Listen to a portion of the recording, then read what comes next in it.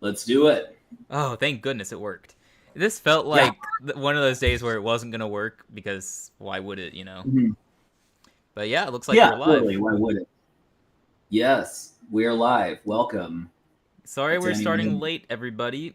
Even though I'm not sure we set a designated time or not, but we're starting later than planned. That's just kind of a thing we do sometimes every week. Honestly, we just start whenever. Maybe once we get to 1,000 subscribers, we'll actually have scheduled times. Yeah, but thank you to all of our new subscribers, though. We hit 160 as we were setting this up. We went from 158 to 160 in like within 10 minutes. So thank you, everybody. We really appreciate it. Maybe we can get to 200 a lot sooner than we anticipated. Pushing for 500 by the end of the year. So if you're watching this, please hit that subscribe button. We got content coming out every day. So thank you, everybody, for the support. Yep. All right. Well, are you ready to rock and roll? Let's do it. Got a lot to discuss. 3, 2, 1. Welcome, everyone, to an off-season training camp episode of Football for Fun. I am Daniel, or Depressed, the Texans fan. I am Isaac, the very, very delusional Panthers fan, and my team is going to the Super Bowl. I don't know if you saw that Ted McMillan catch in training camp, but look, that told you all that you need to know. He's going to be a top 2 receiver, and he ain't going to be 2. Right. No, I did see it. I think I actually sent it to you. I don't know if you saw it. Yeah. But I did see that. That was absolutely crazy. No, Ted McMillan looks really, really good. I also saw a Marvin Harrison clip that looked really good, which is exciting because I have in my Dynasty League. So, he's going to terrorize for years to come. Yeah, but welcome everyone to Football for Fun. I hope you are doing good. As we sort of mentioned before we started, or I guess as we were starting, is that our subscriber count has been growing. So we appreciate all of you who have subscribed. Thank you so much. And yeah, we're going to continue just like, you doing clips, blind rankings, college football content. And then before you know it, the preseason will be here. And then college football will start and then the NFL. And then we'll have content galore. Yeah, I'm not even joking, you guys. We're going to have content for you every day throughout football season with our NFL coverage and our college football coverage and just whatever we feel like doing. If I wake up and decide I want to do another blind ranking, maybe I will.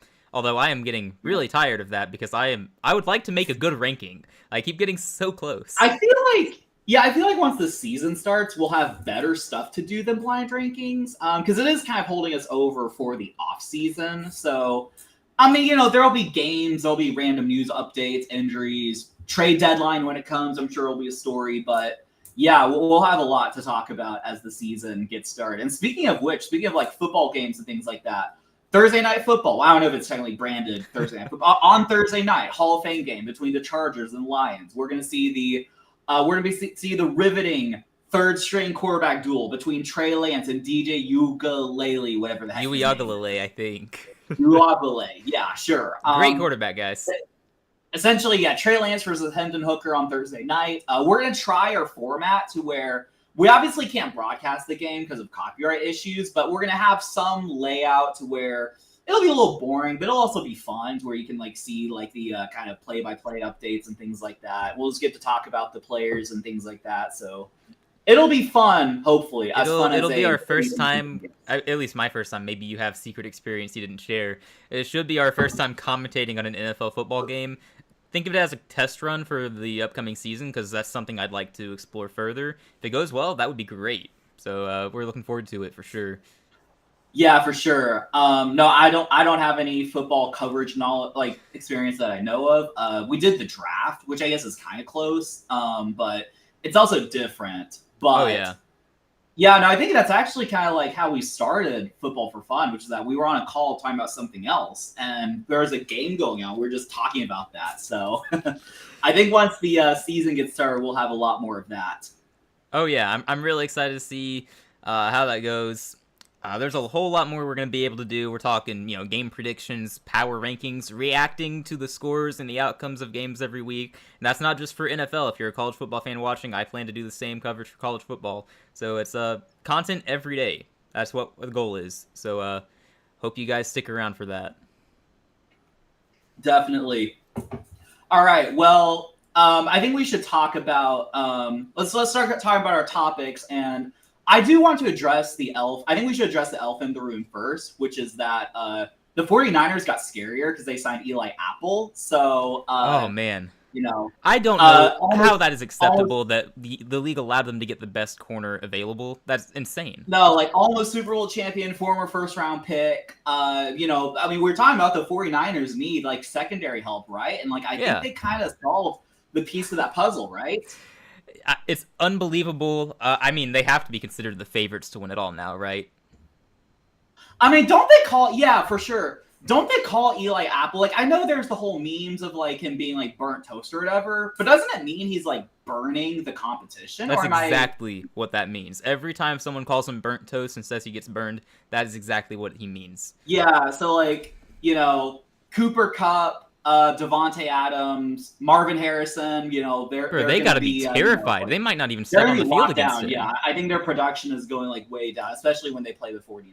Don't be surprised if they sit out against the Niners this year. I would not blame them. Eli Apple is just that burning good. If you do like over-under betting, if you have like Devontae Adams versus the 49er, or Puka Nacua, I guess depending on who Eli Apple. Eli Apple's going to be covering both of them at once. He's that good. No, I take the under on any receiver playing against Eli Apple. Like even if the over-under is relatively low already, like, I don't know, 57.5, hammer the under.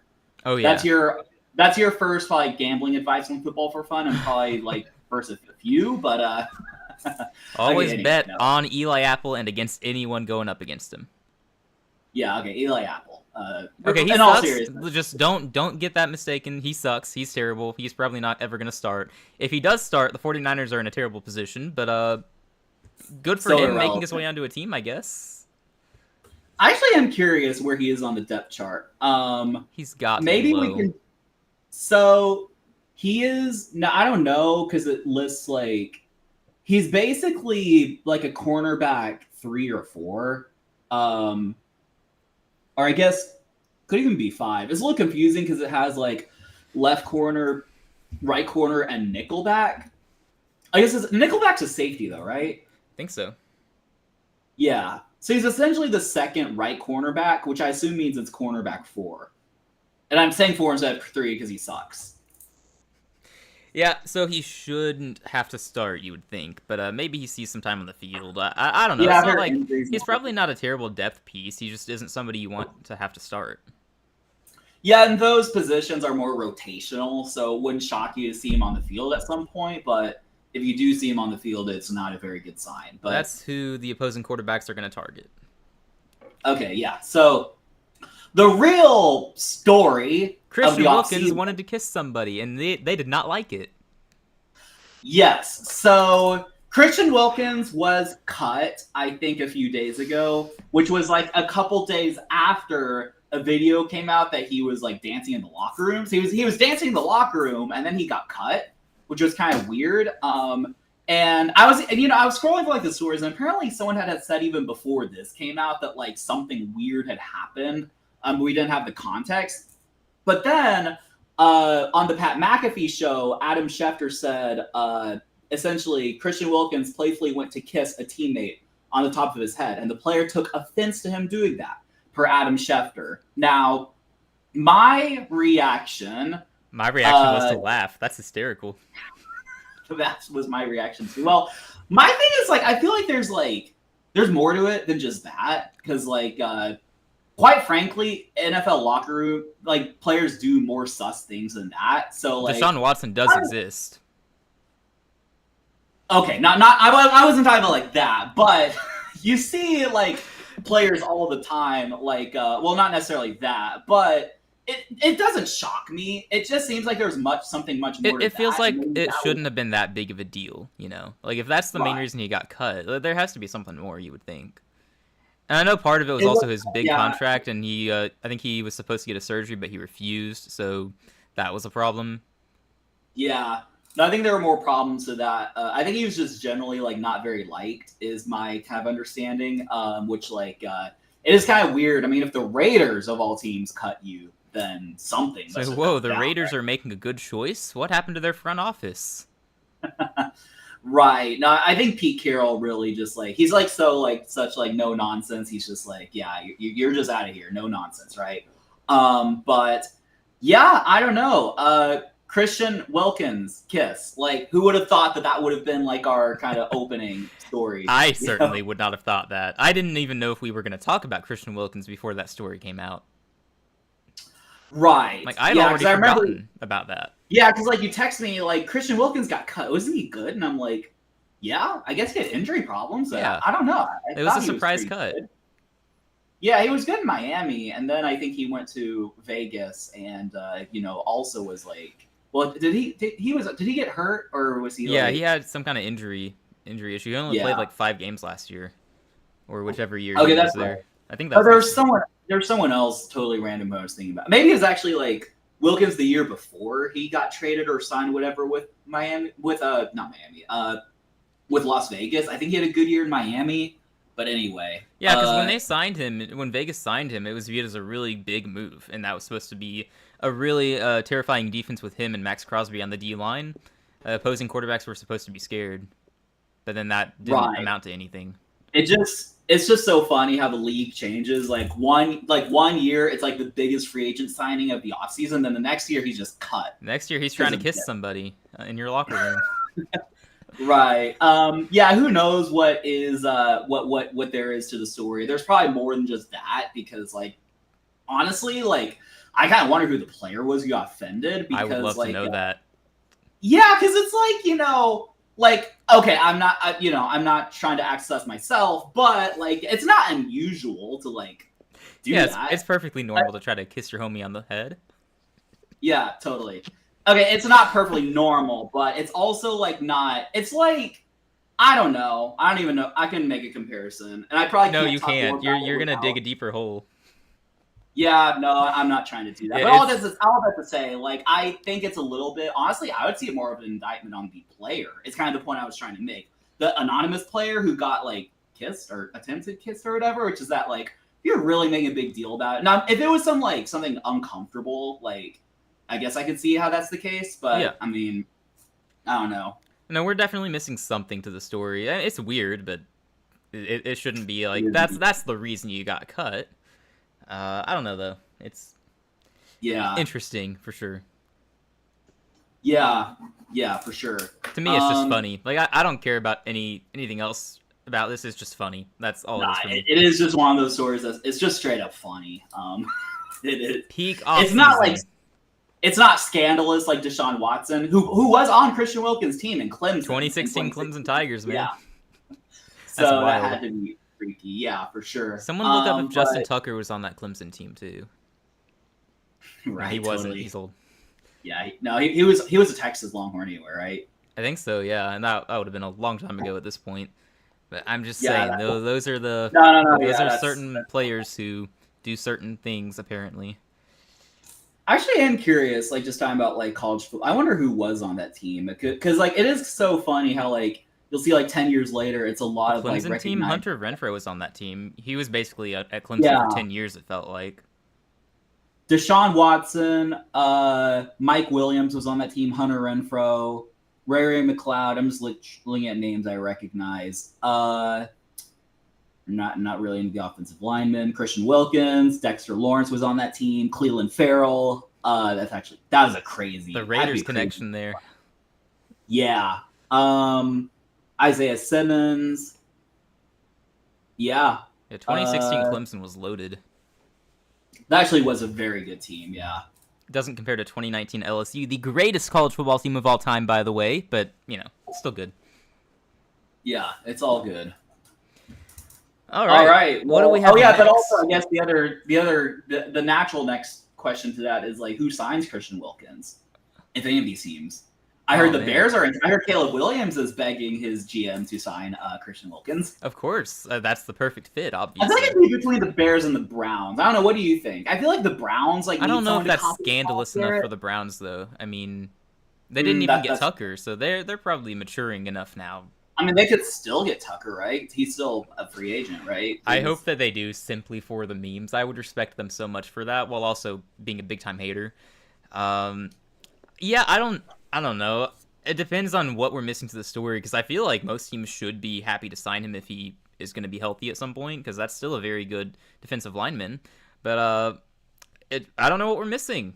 that's the big question. What are we missing to this? It's not just that he tried to kiss a guy. The funny thing is, he's a defensive tackle, right? So he's not on the edge; he's a tackle. Right. Funny thing is, we need a defensive tackle. We need that side of the ball beefed up. I wouldn't be completely unhappy, but I also don't think D'Amico's going to sign. I don't think D'Amico's that type to just deal with that nonsense. He's expensive, but we could use help there too. But I'm not sure that I want to risk that based on whatever it is we're missing. If it's really nothing, then sure. I'm thinking too. I just remember we have such continuity, and then we had Deontay Johnson in the locker room crying that he didn't get any literally us. Yep. The Charger. Yeah, so I don't want that in our locker room again. No, thank you. I don't know, but it's kind of funny. Yeah, I wonder. Yeah, maybe he just I don't know. Watch him go to Kansas City and win a ring. Yeah, no. And then he can. Maybe he goes to Buffalo to face his former team, Miami, twice a year. I think we should just stop. I think you had it right the first time. He's gonna go team up with Caleb Williams. Just nothing more to say there. Yeah, totally, indeed. Wherever he goes, it's gonna generate memes. There's no doubt, and I am here for it because this is hysterical. Yes, indeed, it's very hysterical. All right.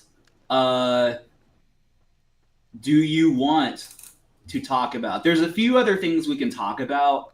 One thing that stuck with me, or that I noticed, which I think is in our title, so I think it's appropriate to talk about next, is the Madden 99 Club. Yeah. Which it does, as you told me pre-pod, it seems less exclusive these days. Used to be 1 or 2 players a year, and now it's just yeah, it doesn't feel as special you get a 99. Yeah, it doesn't really. So do you know the 99 Club? Do you know who's on it this year? I don't know off the top of my head. I know Jefferson is in it, right? Yeah, so I'll name you the names. So Justin Jefferson is in the 99. Jamar Chase is, which I think is pretty fair, right? If you're gonna put Jefferson there, you got to put Chase, and vice versa. Yeah, I would say. Myles Garrett is, which maybe I think is probably fair. You could maybe argue maybe 97 or 98, but Myles Garrett is there. Josh Allen and Lamar Jackson are. Not Pat Mahomes, which I don't think is outrageous. No, he shouldn't be. So. Not Joe Burrow, interestingly, which I would have thought if those two guys are on it. Team success negates Madden rating. Yeah, totally. Saquon Barkley is, which surprises no one. And then the random one that people were wait, who is Lane Johnson is in the 99 Club. Yeah. So Saquon stays for sure. I think that they got that right after the legendary, and I do mean legendary season that he had. He belongs in a 99. That season was no joke, yeah. I feel like you could make a case for Derrick Henry too. I wouldn't have been upset if they put Derrick Henry at a 99. I'm guessing his age is a factor though. Because he had a season. Yeah, but is he not about the same? Derrick Henry? Is he not? I guess he is a little older than Saquon. Yeah, he's a few years older. Oh yeah, Derrick's 31. Saquon is 28. Okay, yeah. There's quite a difference. Yeah. But I'm fine with Saquon at 99. Lane Johnson, I'm not about to pretend that I'm super knowledgeable about offensive linemen and can tell you what his rating should be. I have a feeling it shouldn't be 99 though, but I don't know. I can't honestly judge that. Honestly, yeah. Well, thing is, Lane Johnson's old. He's 35. So that's. Okay, well, I didn't realize that actually. Okay, you totally could have put Derrick Henry at a 99 then. I don't know. Yeah, he's 35. He turned 35 this year. So, I don't know. I mean, really good player. Clearly, anyone would love to have him on their team, but it just seems. I mean, on one hand, it seems random. On the other hand, I don't really care. Yeah. If you want Lane Johnson 99, sure. I'm not exactly because I don't think there's anyone is there really another tackle we would be oh, he has to be 99? It's I don't know. I don't think there are any tackles I would just look at and go, yeah, you're the best tackle in the game. You get to be 99. I feel Trent Williams is too old at this point. Lane Johnson should be too. Yeah, I think Trent Williams Trent is 36 or 37. Yeah, Trent is older by a couple years at least. 37. Holy smokes. He's almost done. Yeah. He is almost done, yeah. But I guess Penei Sewell's not up there yet. Obviously not like Larry I honestly think he's a little overrated too, but yeah. Penei Sewell? Yeah, I know that's an unpopular opinion, but I think he's getting hyped up too much. Like, he's really good, don't get me wrong, but no. Yeah. Yeah, I see what you're saying. I don't necessarily disagree, although I really like... It's just hard to measure with tackles because they don't have as defined stats as like other positions do, so it's really hard to kind of like quantify, but... Yeah, that's why my initial reaction to Lane Johnson being a 99 is just... I don't know what I'm supposed to think of this. Why is he a 99? I couldn't tell you. Why shouldn't he be a 99? I couldn't tell you that either. I didn't realize that he was apparently the best at his position in the game last year or going into this year. Good for him and good for the Eagles. You have the best running back in the league and the best tackle in the league, but you don't even have a top 5 quarterback. So I will say though, because I already said I think the 99 club has gotten crowded because I think it should be exclusive. I think it should be 1 or 2 players, maybe 3 at best, because that's how it was for a while. I think that's how it should always be. Make it exclusive. I probably wouldn't have put Jefferson in that club. I don't think the season he had should have warranted him being a 99. I know he had a great season, but it's not like it was legendary or anything. I would put him at 98 or 97. Chase, it becomes more interesting because I think Jefferson is the better player, but Chase had the better season. I think I probably would have put them both at 98 or 97. Just outside the 99 club. I think that's fair. I mean... I probably agree, like 98, 99. Like, you could just put a player at 99. And yeah, I do agree it probably should be more exclusive. Like, I probably would have done, maybe like Saquon, Chase, Josh Allen, maybe Myles Garrett. Honestly, I'm putting Lamar at the same as Allen. So if Allen's a 99, I'm fine with Lamar being a 99. Oh, so it gets less exclusive. Yeah, I don't want that either. That's... I get where it's tough to pick and choose who should be 99. That's another one that I don't know if I would have put either player. I mean, maybe you just put them both at 98 then. But honestly, though, the season Lamar had, I'm in the party that says Lamar should have been MVP. So I do think Lamar has been the better quarterback. See, then I'm also thinking like Joe Burrow should be there too. Like I would argue. I haven't looked at the numbers necessarily recently, but I might argue Joe Burrow had the better season. I think I argued that for a while too. I don't know if it ended up being the case at the end, but for a while last season, I was saying if the Bengals make the playoffs, Joe Burrow gets my MVP vote. The one I don't have. He gets my MVP vote because he was that good.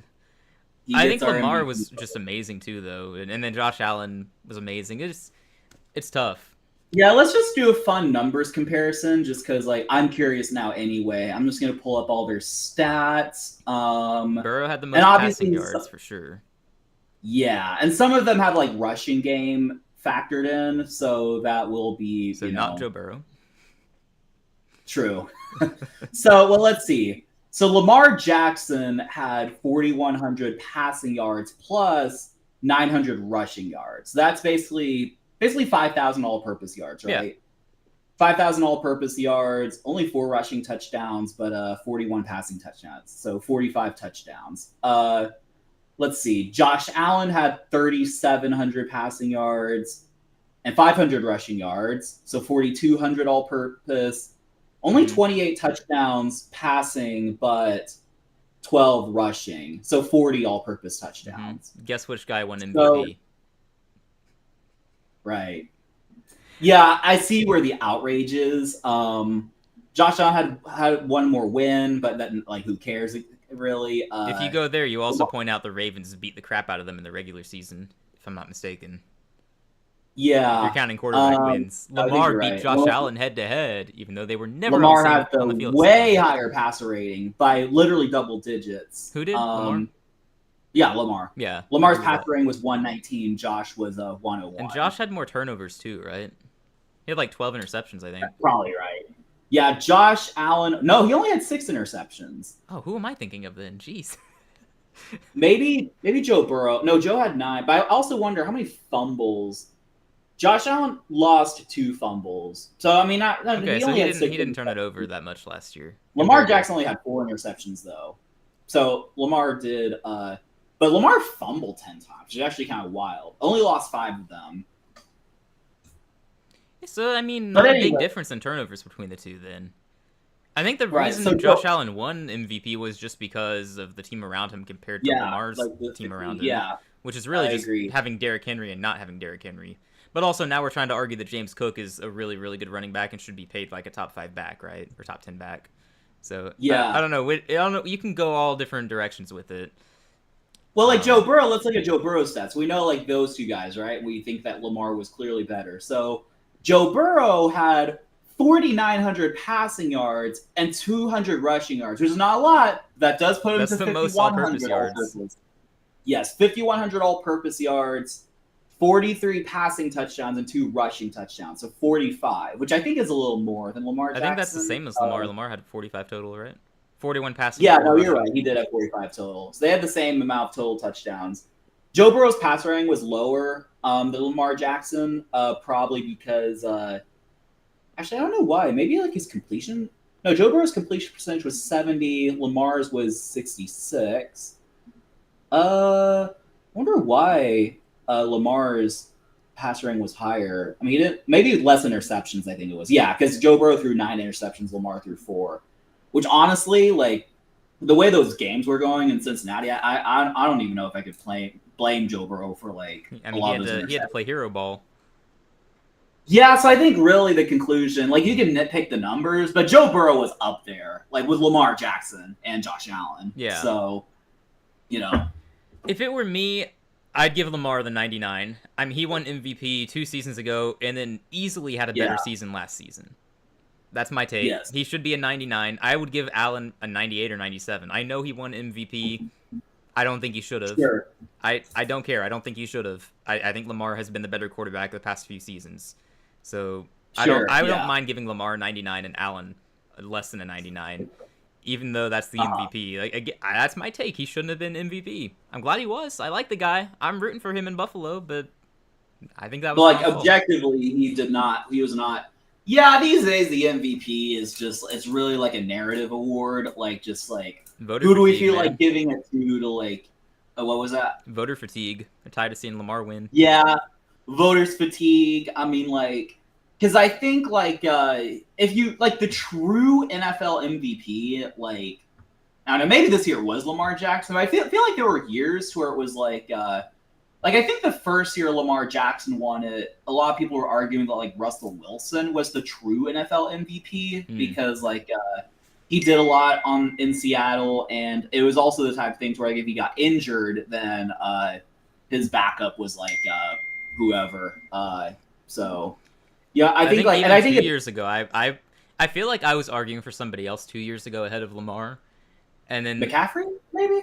I doubt it was McCaffrey. If I ever argued for a non-quarterback to win it, it would have been Cooper Kupp when he had his legendary season. Or even last year, I wouldn't have hated Saquon winning it. I mean, one of the best running back seasons we've ever witnessed. It's possible we don't ever see a better one. We probably will at some point with the 17-game season, but, you know, it was that good. Right. If he played that last game, bro, he would have broken that record. I wish he played it. It was right that he didn't, but I wish he played. Yeah, that would have been funny. Yeah, that is true. Yeah, that is kind of funny. How he didn't. Yeah, I mean, like I think like I was also gonna say it's the exact same. And it's blatantly the same for like Coach of the Year because the Coach of the Year never goes to the best coach. Right. Otherwise, Andy Reid would win it most every year. It would have been Andy Reid, then Bill Belichick all those years, and like maybe a year or two of like Mike Tomlin or something like that, but you know, like back in the day, not now, but like you know, obviously Steelers. No, Mike Tomlin would not. Although I don't know, maybe if they have like a stunningly good season, he'll be in the mix. But you know, it just always seems to go to a coach who like you know wasn't expected to do well with a roster, but did well. Right. Although the best coaching job is what it really comes down to. Who had the best coaching job this year? Doesn't matter if you're the best coach. Doesn't matter if Andy Reid would have done your job even better than you did. This year specifically, you did the best job coaching. D'Amico was so robbed 2 years ago, though. He should have won it over Stefanski. The year the Browns made the playoffs and then lost to y'all in the playoffs. Yes. I didn't hate that though, just because of the team he had around him. Like the better coaching job, it might have been the Browns, just because. Well, like I mean, you had Joe Flacco and Deshaun Watson as your quarterbacks, man. You guys had Rookie of the Year C.J. Stroud. I mean, I think that's the point. Is that we had a bad team, before that. So that's kind of why I was saying that like it should have been D'Amico's, because like he walked into a situation where we were a dumpster fire and just put order. Y'all should go check out my short on why D'Amico is one of the most underrated coaches in the league. But yeah, I mean, like I don't really care. I mean, it's just whatever. Right. But, I mean, who's going to keep their job longer? Obviously, D'Amico at this point. So. True. Although that's not Stefanski's fault. He's a good coach. The Browns are just the Browns. So. Yep. Yeah. The Cleveland Browns. But yeah, as for the Madden 99 club, there are a few guys I would boot from that group. And I'd probably just do... I'd say Lamar is in. I'd say Saquon is in. I'm not sure if I'd keep Myles Garrett in. He wasn't... I mean, you could argue for it, but he's probably a 98. That's what I'm saying. You change a few of these 99s to 98s or 97s, because that's what it's been in the past. But now we're giving out 99s more freely because... I don't know why we're doing that. They want to. They can do what they want. It gets people talking. I don't know. It is kind of wild. Yeah, I don't know either. At least they didn't put Kelsey in the 99 club for no reason again. Oh, God, no. Yeah. He's going to be a 98 still, but, at least he's not 99. Mahomes, yeah. I'm glad Mahomes is not there at least. And then Chris Jones randomly. He's probably 98, though. Yeah, they're probably going to be rated pretty highly. It's the Chiefs effect, but... Yeah, I think so. All right, what is our next topic here? What is our next topic? I don't know. So let's do a fun activity for our next one. Let me see. 1, 2, 3. I guess we should talk about the guys who are waiting for extensions. Oh right, the guys in our thumbnail who Christian Wilkins is looking at suspiciously. I mean, just also in the thumbnail. Just guy with hard eyes looking at guys with money. I don't think that's the most unusual thing in society. I'm not a terrible person for creating that thumbnail. I'm not. It's funny. No. So, from my perspective, and maybe you can tell me if I'm missing someone, but there are like 4 high-profile players who are looking for extensions. Those would be James Cook, Terry McLaurin, Micah Parsons, and Trey Hendrickson. Oh, right. He's still not extended. Forgot about him. Yeah. It is kind of funny that Shamar Stewart finally got extended. Oh, man. I was so disappointed by that, though. I really wanted to follow that timeline where he goes back to A&M and then gets drafted by the Bengals again anyway. I was here for that. Yeah, it was so funny. He did get signed. I think I saw a quote. He was just like, yeah, I just had to, stop arguing or something like that. I heard, the clause, there's a rumor that the clause they were, failing to agree on was, if he would get, his guaranteed money if he went to jail or something like that, which was kind of yeah. Really? They don't want a scenario like, the Browns where they draft head cases in the second round and then it's a mess. Right. Because that's what the Browns keep doing, by the way. So sure, what they keep doing, yes. I got it from the Bengals side there, actually. They want to make sure if the worst comes to be, they don't want to have to pay him while he's in jail or something like that. And then from his point of view, of course he wants the money anyway, but also if you wind up in jail, you don't, come on. Yeah, honestly, you shouldn't go to jail. I feel like we're asking very little of you. Don't get paid and then find yourself in jail. Although that's apparently common in the NFL these days, so... Yeah, it totally is. Gets paid to play in the NFL, accomplishing your dreams, and then immediately you do something stupid. Get paid, you buy your Range Rover, whatever the heck they drive, then zoom. Bro graduated from Georgia. Did he? Oh no. No, I'm just because Georgia players have that issue for some reason. I used to try to defend that, but I was like, we won championships. Of course, people are noticing that our players are doing dumb things just like everyone else, but it keeps happening. So, yeah, I don't know why that happens to Georgia, and I hate it. No, at least you're not Baylor football from 10 years ago. That was ugly. Art Briles is your coach? Yes. Yeah. It was tragic because who was the guy? I think it was Sean Oakman. He was actually projected to be a top 10 pick, maybe 1 overall. I think he was supposed to be a Myles Garrett, Jadeveon Clowney thing. Oh man! That. And then stuff happened. He was not guilty, but he never got an NFL career because of that, which is so sad. That sucks. I know it would have been great to see him I don't know which team he would have been on. It would have been great to see him in the NFL, not just Baylor's first NFL player. That would have been cool. No, I'm kidding. Yeah. No, that is fair though. We don't produce very many players. I guess the most notable ones, like, I mean, RG3 obviously, but like outside of that, there aren't very many. Yeah, I was joking, but I actually can't think of any players. Yeah, I'll give you a challenge. Can you name any other Baylor? I can name a few, but Amari Barno, just because we drafted him in like the 6th round a couple years ago, and we cut him. Okay, I don't even know that name honestly. He was an outside linebacker. Gotcha. I mean, if I think long enough, maybe I'll come up with something, but no, Yeah, so like Kendall Wright was drafted by the Titans in the 1st round, I think in like 2014 or something like that. He kind of like, I think he just like, he was kind of a bust basically, like for his draft position. Not very well known, but Kendall Wright, obviously RG3. Right. Bryce Petty was our quarterback. He was drafted by the Jets. He got drafted. I forgot about him. Yeah, Bryce Petty. Yeah, he got drafted by the Jets. Was like out of the league in 2 years. Yeah, I vaguely remember him. Just forgot he was drafted. Yeah. There was a player in like our rule regime. His last name was like Lynch, I want to say. He was drafted by the Vikings. It was like James Lynch. Yeah, that doesn't ring any bells. Yeah, he is. He's a nose tackle on the Titans. Yeah, he got drafted by the Vikings in the 4th round. I'm looking this up. Baylor players who got drafted. See if there's anyone obvious. Yeah, I mean Mike Singletary back in the day, I think, but you know that was a long time ago. I'm trying to think if I can think of anyone else before you pull them up, but like. No real. I don't think there were any quarterbacks really besides RG3 and Bryce Petty. Kendall Wright. I feel like there are other players on that team though, like that Heisman Trophy team. Oh, I didn't even name the right guy who went to Carolina. Apparently, it was Kalen Barnes. That's who we drafted, and it was the 7th round. Who did Amari Bonner play for? Hang on, I got. Jalen Petrie. Jalen Petrie was drafted by us. Went to Baylor. Oh, there you go. I forgot about that. Yeah. I knew I was missing someone obvious. Oh, Barno is a Virginia Tech player. Whoops. See, that's how irrelevant they were in the league. They're on my team, and I didn't know them. And I know my guys, usually. Yeah. Uh-huh.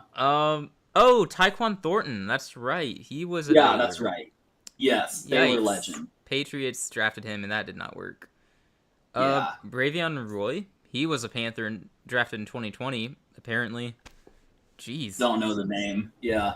Oh, Denzel Mims. I remember him in college. The Jets drafted him, and I thought that was a good pick because I thought he was really good in college, and then he did nothing. Who drafted him? The Jets? That's why he did nothing. Yeah, of course he went to New York. Well, of course he didn't do anything in New York. Yeah. Go figure. Corey Coleman to the Browns. First round pick in 2016. Corey Coleman had like one of the best. He was like the #1 receiver in like his 2nd year, like as far as receiving yards. Yeah, he was good. And then he smoked weed or something like that and got banned. Oof. Only Cleveland. Xavier Howard was drafted that year by Miami as well. He was really good for a little bit, I think. I forgot Xavier Howard went to Baylor. Wait, what year was it? I wonder if that was before. That was the same year, so 2016. 2016. Yeah, no, he was on that team. Yeah, Baylor corner, Baylor legend. Yeah. Oh, Josh Gordon played for you guys. That is right. Yes, he was good. Oh yeah, Jarrett Stidham played for us as well briefly. Oh yeah, I forget that because he transferred to Auburn. Right. Yeah, that's right. I guess that's why his name didn't appear on this list. Yeah. I mean, I've made it the part where RG3 is appearing on this list. So yeah, we're going pretty far back. Yeah, so not a lot of noteworthy players, I guess. Yeah, I don't know. We need to do better as a program. I feel like we've had some decent runs here and there. Like we had I think 2019 was the year we won. No, we lost the Big 12 championship, didn't we? Yeah, and then you won it one year, didn't you? You beat Oklahoma State.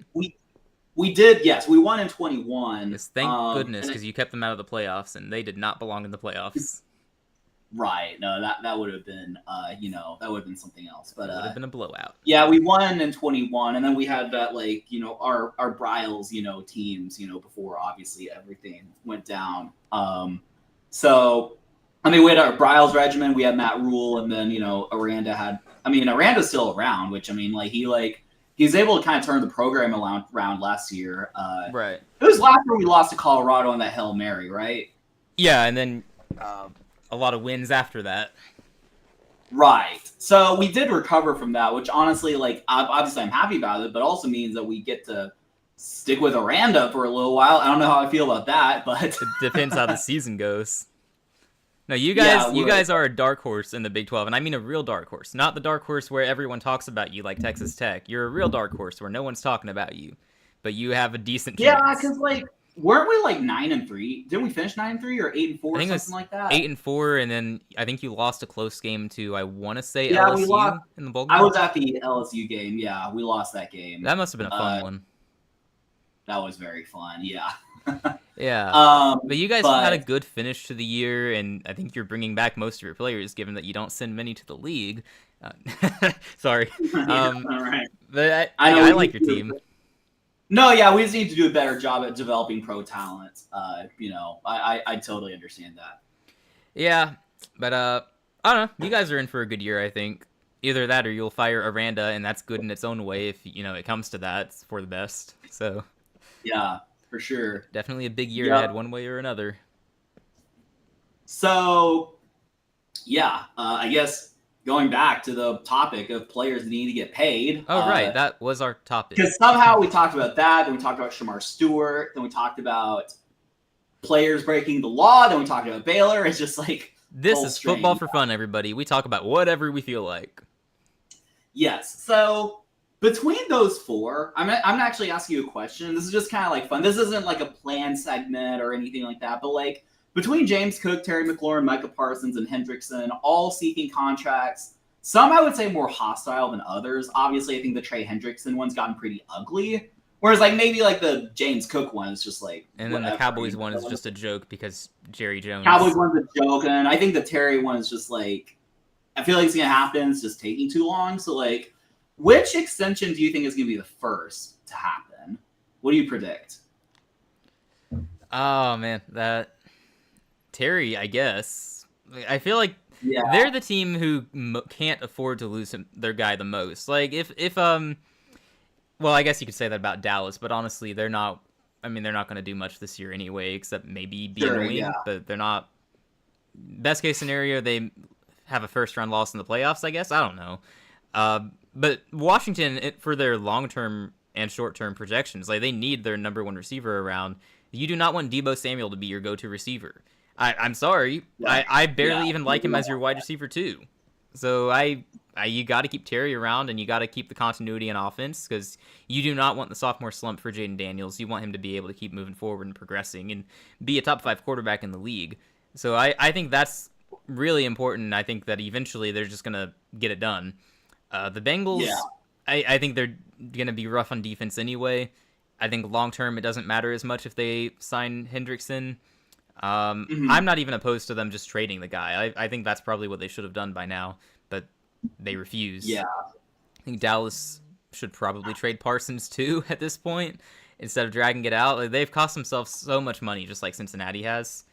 And then James Cook, we've talked about James Cook. I think he's asking for too much money, and I don't even think it's that big of a deal if they lose him. That's an unpopular take probably, but I don't know, man. Do you see how I really don't think anything of this? I saw it funny. Did you see that Jerry Jones in a press conference called Micah Parsons? He called him Michael Parson. That's rough. That's rough. Yeah, I saw that at first. I didn't even realize he said Michael. I saw Parson. I was like, why are people outraged? It's just Parsons, forget it. Then I saw Michael. And it's so is it because Jerry is senile, or is it because he's playing some kind of game to rile up the fans and Micah Parsons, and somehow it helps? I don't know how. I assume the former, but I don't know. I assume he's just maybe he's actually a mastermind and he's figured something out. Yeah, in all seriousness, though, I do think Jerry oftentimes, I think a lot of times Jerry just gets made fun of for things he says, and it's just he's just getting older. He's on the he's on the, latter stages of his life. He'll like forget stuff and just say things like it's okay. It is what it is. I mean, somebody else should be handling that team, though. I think we all agree on that. Obviously. Right. Yes, I would agree with you there too. I think it needs to be run by someone who's not yeah. I agree. Well, I think that all the guys who are trying to get extensions, though, I think everyone's going to get what they want. They're all going to. I don't think anyone's going to be on the move because teams like Cincinnati and Dallas refuse to allow that to happen. So obviously not them. Right. Washington, as I've said, they cannot lose Scary Terry. Cannot. They won't. Yeah, I mean, I don't think it'll happen. I tend to agree with you too. I don't think any of those players are changing teams. I think they'll be extended, or at the very least, it'll just drag, I guess, till next year for some of these James players. Cook is the only one I could see if another team reaches out and is like, hey, we'll pay him what he wants and we'll give you fair compensation. That's the only way I could see that happening. But I don't know that we're actually meeting a reality where Buffalo gets a deal where they actually want that, Because it's true that I don't think it would be that big of a concern if they lost him, but also, I mean, he's their RB1, so it's not like you want the backup to become your starter. So it's not like they want him gone. Yeah. No, it's not like they do. I mean, you already have continuity there, so it would be kind of tough to just plug and play someone else in there. But yeah, also at the right price point might just be if he's asking for $15 million a year, right? I think so. He was going to be making top 5 running back money, if I'm not mistaken. Yeah, I mean, if the Jacksonville Jaguars swoop in and are like, we'll pay you 17, pay you 17 and we'll give you Travis Etienne. That's an offer Buffalo takes. Yeah, totally. I'm not even an Etienne guy, but that would be good for Buffalo. That would be so great. Yeah, I think I agree with you on all those points. Seems like they should all get done at some point, but I do especially agree on Terry McLaurin. That has got to happen at some point. He's Jane Daniels' number 1 receiver. You want to learn also, if you're the Washington Redskins, from the mistakes that we made, that Bill O'Brien made when Deshaun Watson was in the prime of his career or entering the prime, and we trade away his number 1 receiver. But you got David Johnson. Oh, we got David Johnson, the 2016 fantasy football champion. No, bro. Washington's about to trade Scary Terry to Arizona for James Conner. It's going to happen.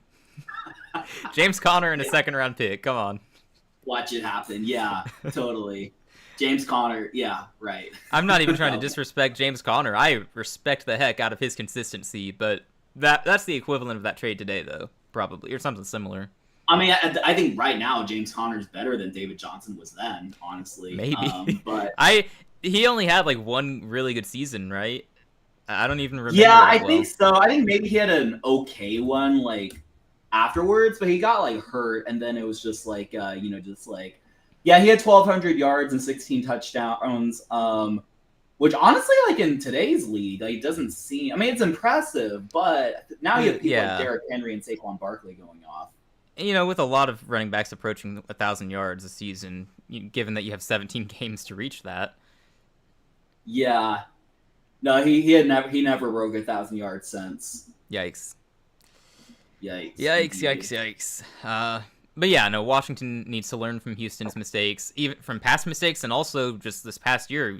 I mean, it's a team that Washington is linked to, given that Jaden Daniels was last year's C.J. Stroud. And then C.J. Stroud had the sophomore slump, and now everyone's asking, is Jaden Daniels going to have a sophomore slump?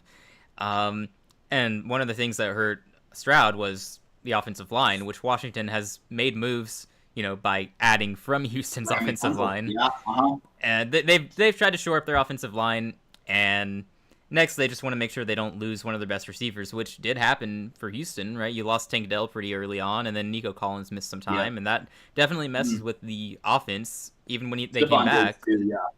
So that's something Washington doesn't want. Right. Keep your guys around. Yep, keep your guys around. Just keep the duo. Don't mess it up, and then they'll be fine. Now it is one thing though if he's just asking for too much money.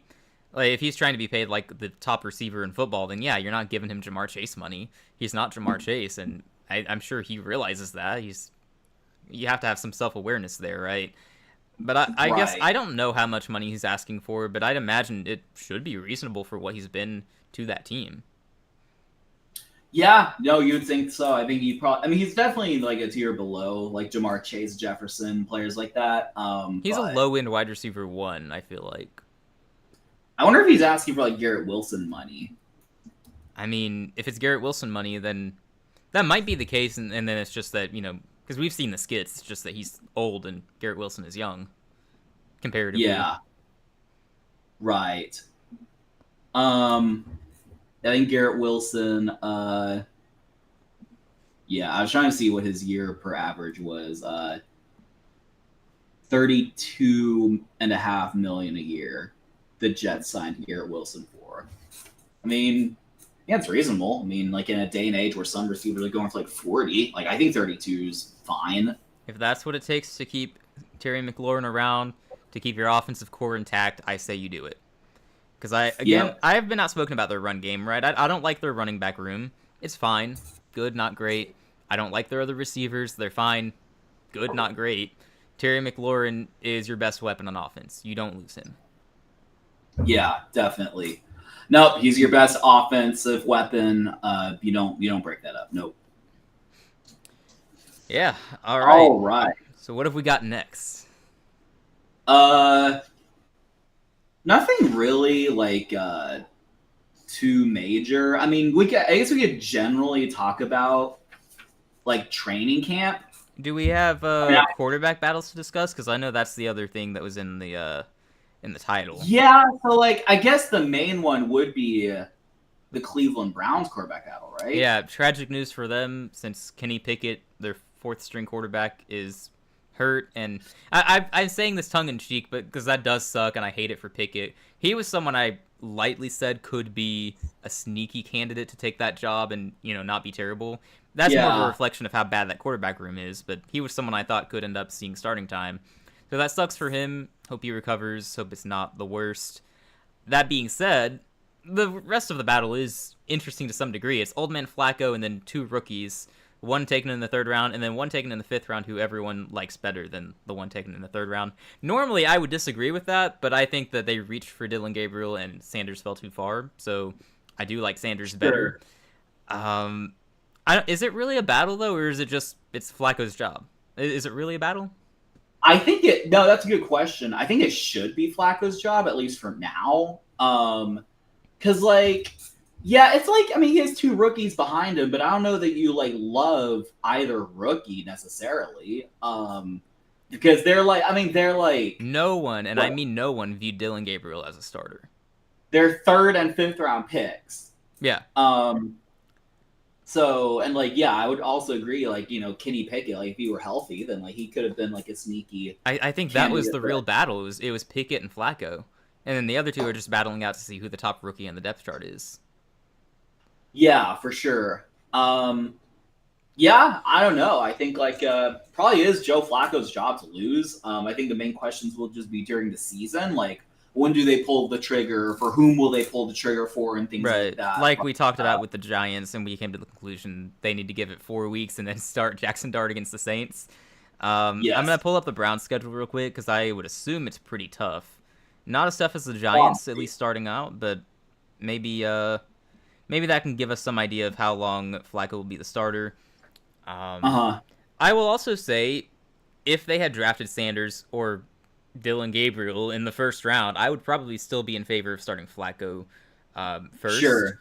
Because that's something I've been saying. These rookie quarterbacks shouldn't have to start immediately. You should be able to let them sit and learn, and because that's been kind of a proven method of success. I think Tom Brady himself is endorsing that too. Yes. So that's how I would view it. I think regardless, Flacco should be starting, ideally the whole season, but if not, oh well. He'll be a good one to learn from too. Yeah, definitely. But yeah, that's just my seemingly unpopular take. Now let me pull up the Browns' schedule. So they open up with... Wow, this is this is tough. Oh my gosh. All right, so they open up with Cincinnati. That's their most winnable game in the first 5 weeks, I think. Oh wow, that's crazy. Yeah, they play Cincinnati. It's winnable because it's divisional and at home. And it's week 1. Week one Bengals are, not good for some reason. Yeah, right. That's true. But then you go at Baltimore. You get the Packers at home, at the Lions, Vikings. Oh no, that must be an international game. It's at 8:30 in the morning. Yeah, Vikings international game, and then at Pittsburgh. Pittsburgh is probably pretty winnable because they're not very good. 9-8 at best, Miami in week 7. That might be, if you're 0-6 at that point, maybe you start. I don't even know who you start. Probably Sanders, but if you happen to like Dylan Gabriel better, then Dylan Gabriel. Yeah, they probably like Dylan Gabriel better. I don't know. That's another thing, though. Did they pick him that high ahead of Sanders because they think he's the better quarterback, or because he doesn't have the same issues with his personality?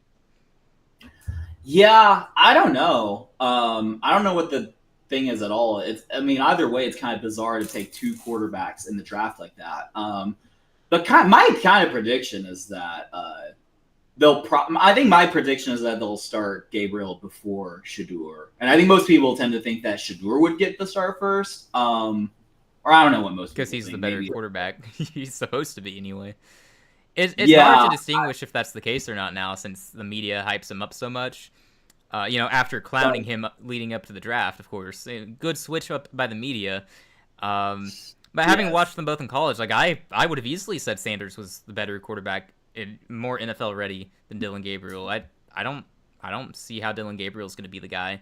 Not Deion. Shedeur Sanders, I can see it at least. I could see him being a solid, low ceiling, but I could see him being a solid quarterback in the league at some point.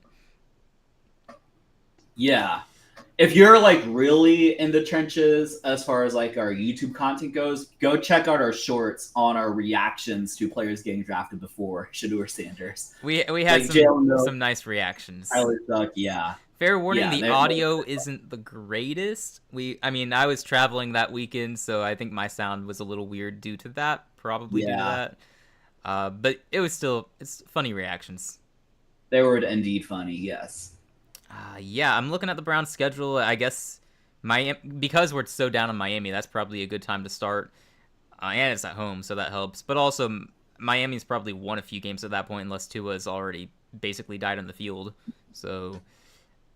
Jets in week 10 after a bye week, that actually might be the best time to start one of your rookies. Coming off a bye, give them more time to be ready against the Jets, who are probably starting Justin Fields still, contending for that top pick. It's going to be a long year in Cleveland.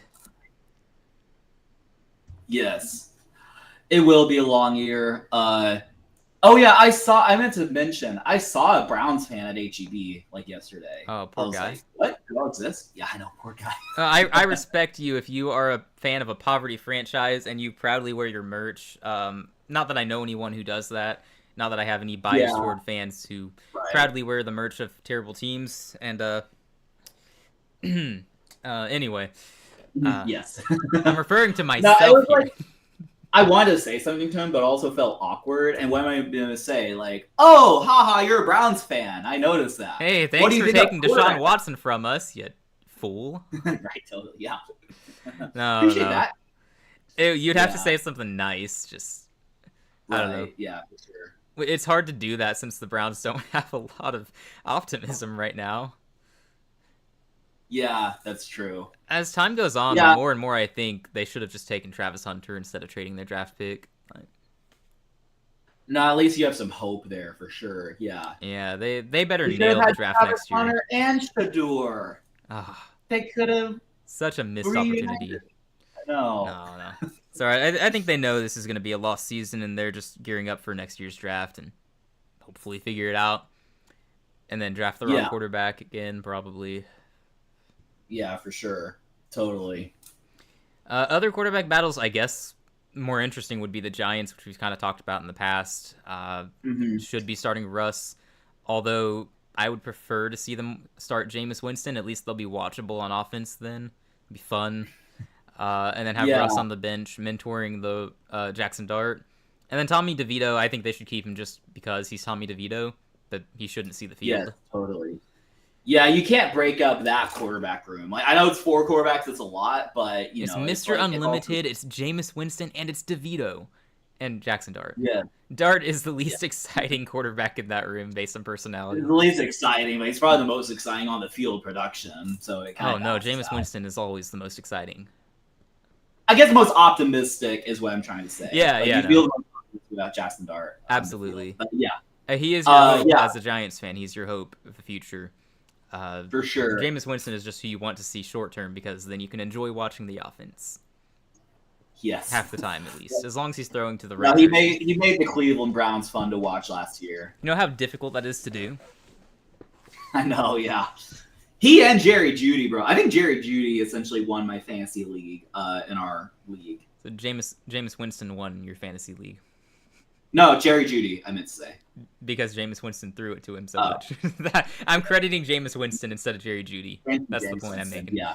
Yeah, no, Jerry Jeudy was good with Winston. That's true. Yeah, definitely. We'll see if he can keep it up with Flacco, hopefully. Flacco. I guess. Yeah. I'm sorry, Cleveland Browns fans. Although if you supported Deshaun Watson, you deserve this. No, that's true. I think, honestly, yeah, the Cleveland Browns, they signed Deshaun Watson. You kind of get what you deserve. That was almost my team, though. I was almost my team, and I remember, I'm pretty sure I talked myself into being okay with it, even though I was gonna hate it so much because I can't support the character of Deshaun Watson. But then I'll be like, on the field, I'll be like, please do really well for us and let us win games. You know, it was gonna be extremely conflicting. So I'm glad we avoided that. Yeah, I'm just trying to picture you with your Browns gear. I just can't do it. No. No, fortunately. Yeah, that would have made our dynamic interesting then, because the Browns and Texans have had a lot of connections throughout the years. Right. We we shipped Osweiler to the Browns. Osweiler, who was Peyton Manning's backup, and then played a year for us with horrible. So we basically traded him and a second round pick for a 6 or something, just that the Browns could sign him or take on that contract, which was kind of funny. Deshaun Watson connection. We played them in the playoffs. I think there's something else I'm missing. But yeah, the Browns and Texans have had a lot of connections. Yeah, I mean, our team still got connected eventually, just with the Stroud and Bryce thing. Oh yeah, when we traded for Watson in the draft, it was the Browns pick. Ah, there you go. Yes. Oh man. Same old Browns. No, I'm glad that we didn't make that trade. I wish Atlanta had done it, though. They were the other team in the mix there. It was us and Atlanta, and then randomly Cleveland swooped in and made the deal. And then I was like, thank goodness we didn't do it. But also, what are we doing at quarterback now? And we were so desperate at quarterback, I actually wanted Watson. So yeah. I'm so I think it was you wanted Watson, but you also didn't want him on your division rivals. That was another thing, because I was scared that Atlanta was going to get him, and he was going to be really good. And shame on them for getting him, but at least he's going to be good. That was the other thing for me, though. I was like, we can get a top 5 quarterback. I'm going to hate having to support him. I'm not going to support him. I'm just going to support success. No, I was twisting things to try to make it okay, even though it was not. And I think I probably went back and forth on it a lot in the NFL Fans Club. I don't know if we had Discord yet, but I'm going to see if I can find my old comments on that. I'm sure it was entertaining. Yeah, I think I do remember that. You must have enjoyed that a lot. Yeah, that was so fun to watch. It was, and it's been so fun. It's been so satisfying seeing Watson's downfall. Oh yeah, especially last year. Last year was really an all-time low. It was just so fun. Everything that could go wrong did. Yes, even the injury. It's I would never ever otherwise be happy that a player got injured. But no, it's okay. Everyone was happy that he got what he deserved. He got what he deserved. Yeah, he still deserves worse. So yeah, he got the starting point of what he deserves. So yeah, and then he got married this offseason, so he's actually really happy, and he's rich, so yeah. Well, he's never gonna get what he deserves, man. I don't know. I mean, no matter what happens, he has hundreds of millions of dollars in the bank, which is so disgusting. Yeah, amazing how the world works sometimes. But yep. Anywho, are there any other quarterback battles? There's the Browns and the Giants, who are basically parallels of each other. except the Giants have more optimism at rookie quarterback. Right. I don't know, but I was kind of thinking though, like, and this wouldn't be a battle right now, but I wonder how long it is before Sam Darnold versus Jalen Milroe starts to get interesting. Oh, I mean, he's a 3rd-round pick. It only gets interesting this year if Sam Darnold is just bad and they lose games. Yeah. Even Which is possible. I mean, we've seen Sam Darnold suck. Yeah, if he reverts back to Panthers or Jets form, then it's probably going to happen. Like, the Seahawks season largely depends on how good Darnold is going to be. Like, if we see Vikings Darnold, then they're a contender in the NFC West. If we see anything less than that, then 3rd place, 4th place in the NFC West, I guess. But if they're losing games, eventually they might as well see what they have in Milroe, but because I think they have, the way the contract worked, I think they can get out of his contract after 1 season, if I'm not mistaken. Talking about Darnold? Yeah, I might be wrong on that, but I'm pretty sure they just pay him a lot this year and then get out of the contract if they need to. I don't know, though. You might be right. I'm not sure, but at a certain point, if they just have a rough season, they could turn to Milroe and see what he's got. Or that's even if, true. Yeah. I think that's the only scenario it happens. Like, even if Darnold is struggling, but they're winning games, why would you make the switch at quarterback to a 3rd-round rookie who plays the game completely differently from Darnold? I had too much. Yeah, I don't know. It's pretty interesting. I am kind of interested though. Like, I kind of wonder why they drafted Jalen Milroe. I think it's just off the potential, because I mean they believe in Darnold, otherwise they wouldn't be paying him. But in the hypothetical world where he isn't good, then maybe you've got Milroe who can come in and see what you've got in him just in case. But he's already a project quarterback anyway, in my opinion, and maybe they hold the same view. He should be sitting for a year, maybe 2 years. He can run the ball really well, but his passing game needs some work. For sure. Yeah, just there's a lot of potential there, but he's a project. He's definitely a project. Definitely. The other quarterback battles are essentially Daniel Jones versus Anthony Richardson, and then whatever the Saints have going on, which I guess is Tyler Shuck versus Spencer Rattler. Don't forget about Jake Haener. Apparently, he's in the competition too. They decided. Is he? Oh, I don't know. Jake Haener is gonna be your Week 1 starter. Woo. I mean, I'm more scared of him than Tyler Shuck. I'm not gonna lie.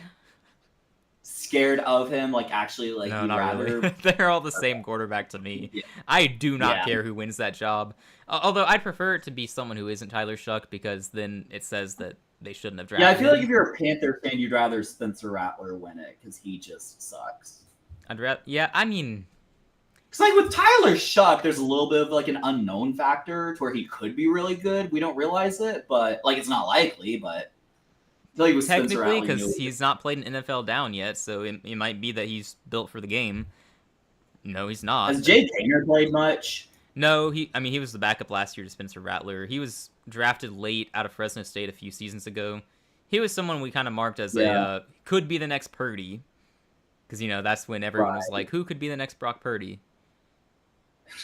Right, yeah, Brock Purdy. A once in like a generation thing happens, and it's like, oh, who's the next guy? Right. Who's the next once-in-a-generation draft pick? Yeah, he started 1 game last year. I guess it was, I don't know which game that was, but he started 1 game in 2024 and didn't do great. Sounds right. Yep. Yeah. Yeah, I'm not actually scared of him. Although I liked him more than I liked him more than I liked Tyler Shuck coming out of college. So that tells you how I view Tyler coming out of college. I was shocked he was even viewed as a day 2 pick. I thought he was a day 3 pick. So I don't know. That came out of nowhere for me. Haener, I thought he was probably like a 4th or 5th round pick. I think he was drafted in the 6th round though. I'm not totally sure. Sounds about right, yeah. But at this point, obviously, he's not starting material, or shouldn't be. Spencer Rattler shouldn't be starting material. Tyler Shuck, to me, should not be starting material. I don't know. Haener was a 4th round pick. He was a 4th round pick? Yeah. Oh, okay. Well, that's okay. That fits more what I was thinking he should have been, so that's cool. I don't know why Rattler I thought was he was a 6th round pick. Yeah. No, I got you. Yeah. I apologize for not getting his draft position correct. Shame on me for not remembering Jake Hayner's draft position. The disrespect, bro. I know. I thought he was a 6th round. You really hate That's crazy. Totally. Yeah, and Indianapolis, like, I kind of think Daniel Jones is going to win the job, actually. That's what all the reports indicate so far. And I think, like, honestly, like, I think if he stays healthy, Daniel Jones will just start all 17 games, honestly. Or at least be the starter until he gets, like, injured or something. I disagree just because I think even if he wins the job, at a certain point, they lose enough games to where they're like, okay, let's give Richardson one last Hail Mary chance. If it works, great. It won't work, but if it works, great. If it doesn't work, then we can officially move on with no regrets. Yeah, it probably depends though, like how bad we think the Colts will do, because like, what if you're like, I'm trying to think of a record, like 4-6. So you still have some playoff hopes alive, but not like very slim. Do you like punt on the season then, or do you just like stick it out with Danny Dimes? You stick it out just in case, but also the AFC is so stacked. I can't see a world where they're really in it. You know, you need a genuine Danny Dimes breakout for them to be in the mix. Even then, I don't know if the defense is enough to keep them in games against a lot of teams they'll play. That's true. But I'll tell you what though, I'm gonna read their schedule. Just imagine Daniel Jones is playing these games as their starting quarterback. They open. Healthy Tua Tagovailoa at quarterback. They open against Miami at home. Okay. I'm taking Miami. I know we're down on them, but they're better than the Colts overall. No, Miami in September and October is a really good team. No, I agree. And then they play Denver at home. I don't care if Danny Dimes is breaking out. That's one of the best defenses in the league. That'll be a tough game, yeah. Yeah, and then Denver's going to be able to score on the Indy defense. Yes. And then they play at Tennessee, so there's a game where you can say maybe it's winnable. It better be winnable. The Danny Dimes breakout game. Yay, 250 yards against the Titans defense. Breakout. No, this is where Danny Dimes has the random like 450 and like 5 touchdown game for absolutely no reason. Oh man, that would be sickening to any Titans fans out there. I know there are like 10 of them, so that must suck. Right. They play at the Rams in week 4.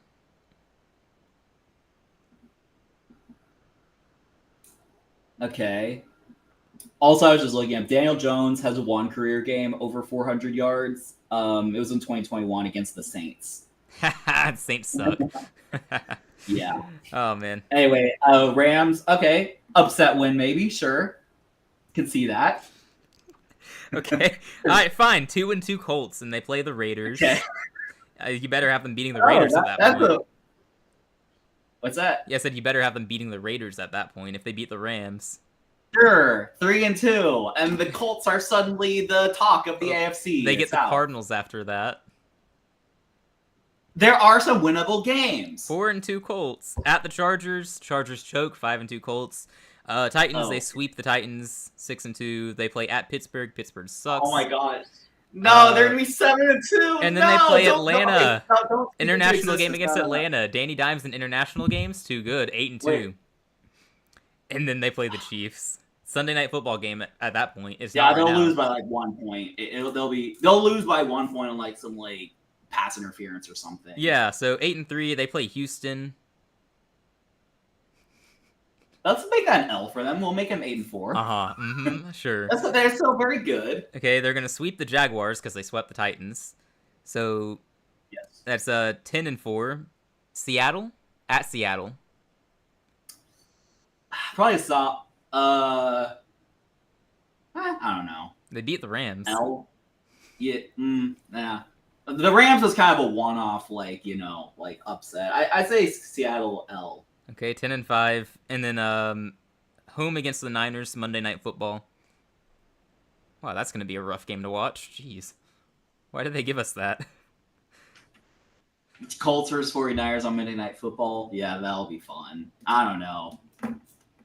I guess that's another L. They start kind of real. Okay, and then Week 18, TBD flex game at Houston. Division's probably on the line since you just gave the Colts 10 wins. I mean, I can't actually give them the division, so whatever we win, yeah. But they'll still be good. 10-7 if Daniel Jones starts all 17 games. That is a bold prediction. Welcome to Football for Fun, where bold predictions are the norm. As for me, let's see. Miami lost, Denver lost, Titans win. You know what? That's at Tennessee. I'm going to give them the loss there. So 0-3, Rams they lose, Vegas they lose, Cardinals they lose, Chargers they randomly win because I feel like giving the Chargers a weird loss for no reason. Titans they split with, so that's 2 wins in the first 8 weeks. Lose to the Steelers. They beat the Falcons because I hate the Falcons. So that's 3 wins after 10 games, correct? 3-7. Lose to the Chiefs. 3-8. Lose to the Texans. 3-9. I'll give them a win against the Jags. 4-9. Lose to Seattle and San Francisco. 4-11. 4-12 with the loss to the Jags. I'll give them a random win over the Texans though. 5-12. Okay, that's reasonable too. No, I gave them too many wins. I don't know why I'm such a Colts hater, but it's like I've just kind of accepted it at this point. Well, I'm worried that we're going to see a Daniel Jones breakout for some reason. I mean, you get the feeling one of those AFC South teams is going to have some kind of breakout. It can't just be. Yeah, I'm semi-high on both the Jaguars and Colts. It's funny because it's the Titans who I look at and go, "This is the team you worry about." I love it. Yeah, I just don't think they have enough. Like, you know, I say that as someone who doesn't care that much about Cam Ward. Like, I never thought he was that good. And yeah, they're the team that scares me the most in that division. You know, I feel like the Jags, they have like Travis Hunter and Brian Thomas.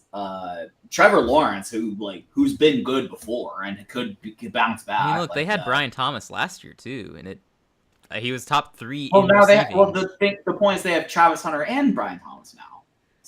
Half the time they'll have Travis Hunter on offense. Sure. No, they'll realize he's just a full-time receiver. Just put him there. Yeah, that's a good talking point, actually. Apparently, he's played more snaps on defense so far in training camp. Interesting. I mean, it might be nothing. I don't know. That's kind of what I was thinking too. Like, I don't really think these like training camp stats really mean much. I mean, it's worth mentioning just because like this is where he's first getting some game action, kinda. Yeah. It's probably nothing though. Just thought it was interesting. Yeah, it'll be interesting to see once the season starts. Even like the preseason. Although I don't know, will Travis Hunter play in the preseason? What do we think? I don't think he should, except for maybe like one series on offense and defense. Maybe just to see how that goes. Certainly not the majority of snaps. No, he's too valuable of a pick to have him play much. Yeah. So because you don't want your guy getting hurt that quickly, especially if he's going to be playing so many snaps in the regular season. I would have him sit out for the majority of preseason. But it is the Jags, so it's not like they aren't used to making dumb decisions, unfortunately for them. Yeah. I don't know, man. Yeah, I don't know either. But definitely once the season starts, it'll be interesting to see, like, his distribution of snaps, like offense and defense. Absolutely. That'll be fun to watch. I'm still on record saying I don't think he should play both positions full time. I don't think that's going to work. I think he should pick a position. He shouldn't, yeah. Pick one position to play full time and then have some special plays designed on the other side of the ball whenever you're needed. Yeah. You know, big play on third down, you put Travis Hunter in and the opposing offense is scared. Something like that. Yes. Totally. I don't know. For sure. No, I think he should do like 85% offense and like 15 defense or something like that. Yeah, sure. Yeah. You shouldn't go all time on both sides. Because like even on a financial level, like if you're a top 5 receiver, that's way better money than like a top corner. Oh yeah. I mean, we can look at recent deals to determine that. Sauce Gardner's the highest paid corner now. Although maybe it's easier to be the highest paid corner because all he had to do was hold all of his receivers, and then you got paid. But I guess if I'm Travis Hunter, I wonder if I could be like the top corner, or like what's more likely to be like the top corner, or to be like, a top 5 to 10 receiver. I mean, Brian Thomas Jr. was 3rd in the league in receiving last year as a rookie. So based on last year, Travis Hunter should be able to look at that and go, I was drafted higher than Brian Thomas. I am the better receiver here. I can be top 3 in the league this year. Yeah. That's not how he should look at it since they're teammates. That is definitely not the approach he should be taking. But that's how I'm looking at it. It's like, if Brian Thomas could do it, and you view Travis Hunter that highly, then he should be able to as well. He should have that talent, that ability. Yeah, for sure. No, I'd probably agree with you there.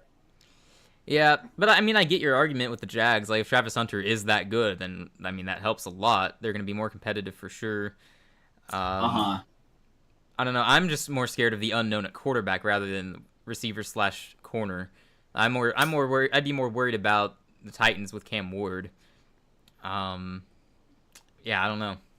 If I were a Texans fan, that's probably how I would look at it.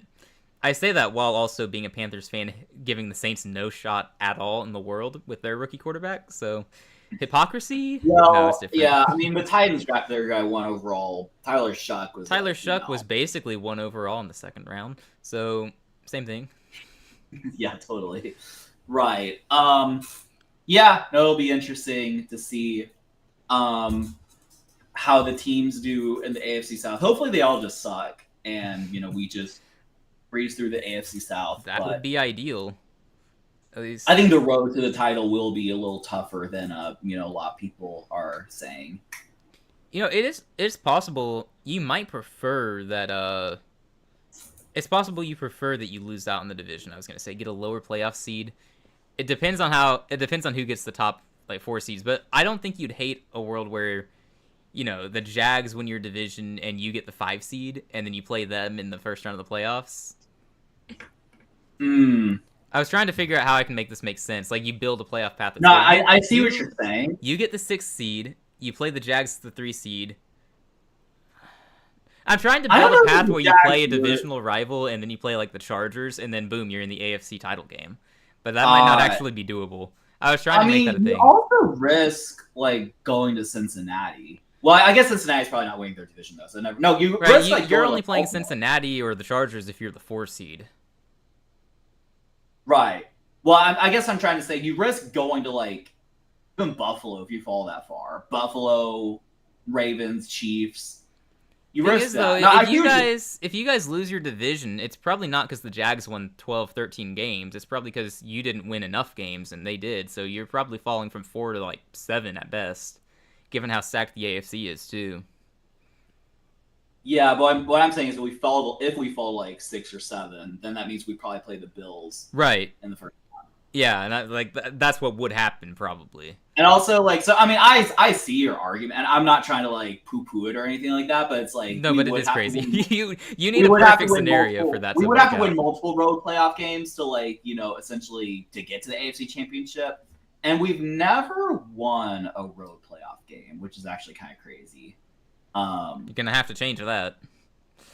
Right. No, that's right. Yeah, because we always win the division when we've never made the playoffs as a wild card. We've always gone as division winners. And sometimes we've for the most part I think won the first round, but sometimes we've lost. We've never won a road playoff game.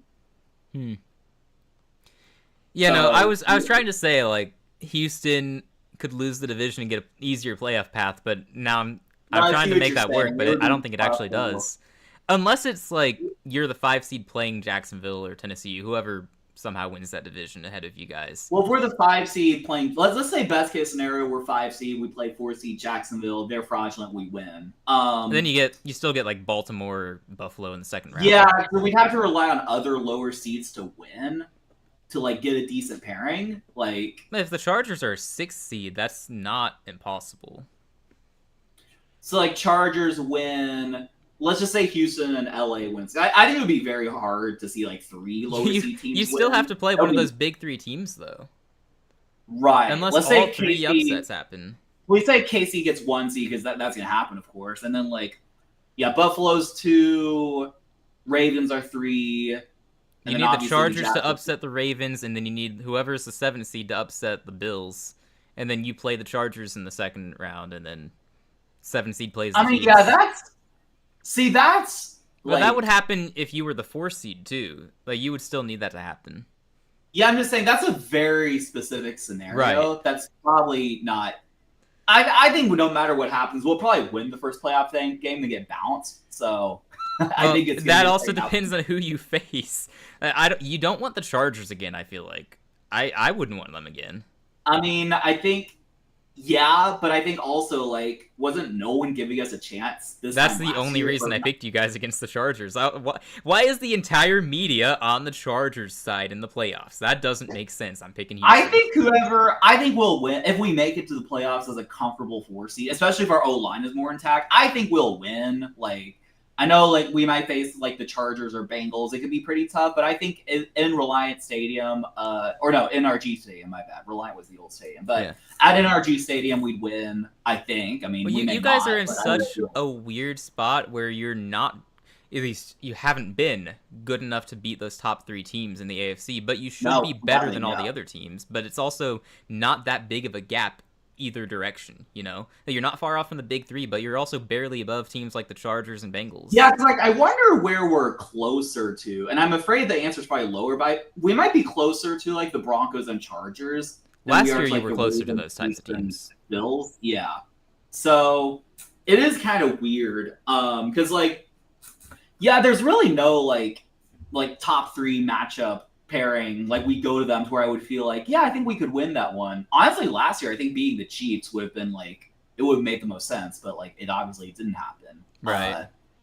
But like I could say maybe the Bills because we did. You guys match up decently with the Bills, I feel like. Yeah, we have to go to Buffalo in like January, which is a problem. Yeah. And like we always get the crap beat out of us against the Ravens. Like, you know, you can chalk that up as an L if we play in the playoffs.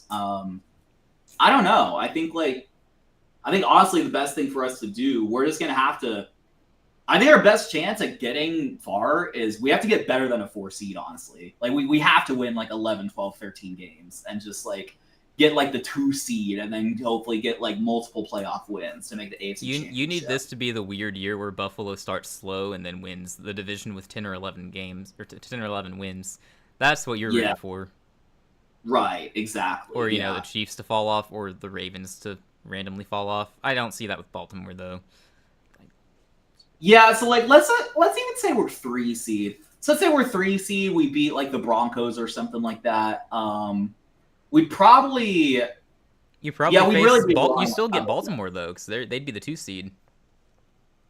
Yeah, I so guess. Getting the 3 seed wouldn't help in that scenario. It might... Yeah, I thought it would if there were like more upsets, maybe. Yeah, but then the 5-4 upset doesn't really help you guys unless there's also a 7-2 upset. Right. No, I see what you're saying.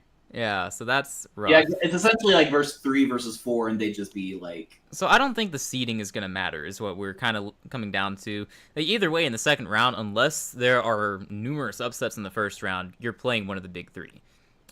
You just need to hope that it's Buffalo because they're the team you are most likely to beat based on the rosters and how you match up.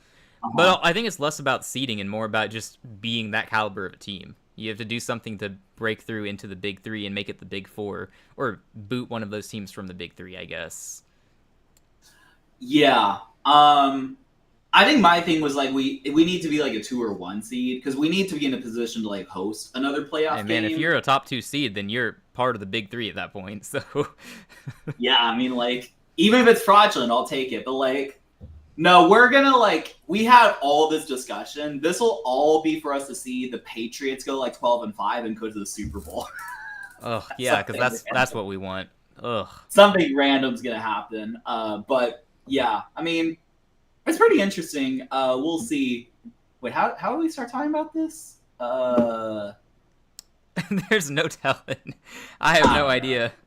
Talk about the Texans. We were talking about the other divisional teams in the South. Right. Oh, we were talking about the quarterback battle. We were talking about Anthony Richardson versus Daniel Jones. Then we were talking about the AFC South. And like, yeah. And then I had the audacity to be like, maybe you guys should throw the division for an easier playoff path. And then quickly realized, wait, how is that going to work? No, I mean I see what you're saying though. I don't think it's completely outlandish. Also, we wouldn't throw the division. It would just be a situation like we happen to like you get the Colts in Week 18, let them win so that you can play them in the playoffs. If you lose, they're out. If you win, or if they win, they're in, and you play them. In that scenario, maybe you do throw as long as you're the 5 seed. Imagine D'Amico just rested his starters. You're like, do I want to play the Colts in an away game, or do I want to host the Chargers who have 12 wins? Let's let the Colts in for laughs. Yeah, that would be so funny. That'd be hysterical. I don't think D'Amico and would. Then they signed Danny Dimes to a 4-year extension. Yeah, totally.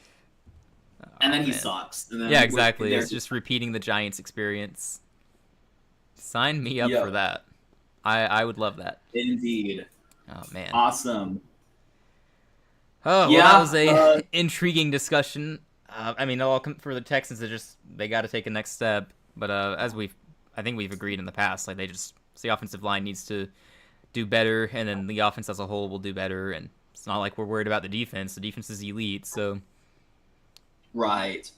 Yeah, I'd probably agree with you there. I think that we do need to ensure that the O-line is upright. Our receivers aren't the deepest in the world. Like, we have Nico, Christian Kirk, and then a couple rookies. So I doubt Tank Dell's going to be in the picture. And then he shouldn't be, but yeah, so like, I don't love our receiver room, especially if we get injuries. But again, like, if our O-line is good, like, CJ can just make stuff happen on his own, kind of. Right. And then, the defense is really good. So, yeah. I mean, I think I even told you, like, we allowed the lowest completion percentage in the league, which was like 58. Right. Which is absolutely crazy. Elite. Yeah. Yeah, totally. So, for some reason, we allowed a lot of touchdown passes, which is kind of random. Like, we ranked pretty good in like a lot of stuff, but we allowed like 30 touchdown passes, which was like close to the bottom of the league. Which, like, oh man, I don't know. Well, as long as the offensive line is going to do its job this year, I think that the Texans-Panthers Super Bowl is going to happen because we're kind of a lock. I don't know if you saw that Ted McMillan catch. Anyone who's watching this, he had an amazing catch, so we're going to the Super Bowl. I just need your offensive line to hold up so we can meet in the Super Bowl. Yeah, I'll see you there, I guess. Yeah. Hey, if the unthinkable happens, like, we got to go to that game. I mean, I'm just saying. No, I say if that happens and we get 1,000 subscribers, we have to do it. I'm down. If only Super Bowl tickets weren't like $2,000, but heck, we'll find a way. I might need to backtrack on all of this real quick. Yeah, actually, Super Bowl tickets are actually crazy. I'm not trying to like be Debbie Downer, but they're actually crazy. Go ahead and purchase them in advance. That's how confident we are in our teams. Yeah, totally. Let me see. 2026 Super Bowl tickets. Where is the game played this year? Do you know? California? Yeah, Santa Clara. I wonder how much they would cost. $6,000 for the cheapest. Sorry, you guys. We are not going to the Super Bowl next year. Our teams will, but we are not rich, so I think we're gonna have to pass. Yes. Not to go too much into like my personal finances, but let's just say $6,000 for a Super Bowl ticket would not make sense. I'll take it a step further for me personally. I am whatever the coolest word for unemployed is. That's me. Right. Yeah, for sure. Although what we could do, I don't know. Like, I mean, look, if our team make to the Super Bowl and we get 1,000 subscribers, like low key, we could do something in person, have like a tailgate or something like that. That could be cool. Oh, but you know what? Then I'd have to. If we go, I have to watch with my family though. That's valid. That's valid. Yeah, I mean, because then I was thinking like I have to explain to my family. It's like, no, wait, like if we go to the Super Bowl, like our family's bawling out. I don't know if your family's like as much Panthers fans, diehard Panthers fans. There are no Panthers fans in my family. Yeah, so like you could probably justify, but I couldn't. We do like something. I don't know if I could justify it anyway, just due to the cost. Yeah, that's fair. My original, I was saying like not the Super Bowl ticket, but I was just saying like a tailgate or something like that. Oh yeah. Oh, hey, okay. Maybe I could justify that. You come to Houston, yeah. Already been there, man. Hey, we'll see how the season goes. I mean, if I need to be realistic, we're not even making the playoffs. Yes, we are. We're making the playoffs, but probably not making the playoffs. Yeah, if I have to be realistic, we might win the first playoff game, but like once we get one of the big three like poof, like we'll just be a dead team walking. Yeah, I don't like the league's script. I'd like them to make some changes, but whatever. I would be happy with winning games this year because we are allergic to that. So if we could start winning games, that'd be nice. That would be great. Yeah, I do need to I still need to contact some family members. Yeah, I do need to hit up a Texans game. I will do that this season. I need to text some family members just to make sure I wouldn't be absolutely going alone. But I'll do that. And then maybe I don't know if I could feasibly I'll vlog some of it. I'll do some vlogs. There'll be a football front video that goes viral. Actually, probably it'll probably have 17 views. No, I think actually a vlog. I went to a Houston Texans game, vlog. We did the thumbnail and stuff well. I bet that would do well, surely. Yeah. I want to go to a Panthers game this year. I've wanted to for the past few years. So for my senior trip, since I lacked creativity at the time and also didn't realize I could literally go anywhere I wanted, I was like, let's go to a Panthers game, but only when we're good. Guess what? Do you think this is the year? We haven't been good since 2018, and this was in 2022, so we really haven't been good since then. So I think you did tell me that you're kind of saving your senior trip, right? This is from a few years ago. I mean, I wish I had just chosen a better location for a senior trip. At this point, I could just cheaply go to a Panthers game on my own. So, yeah. But no, I'm waiting it out. Maybe if we're ever good again, I'll actually do that. But maybe it's this year. Sure.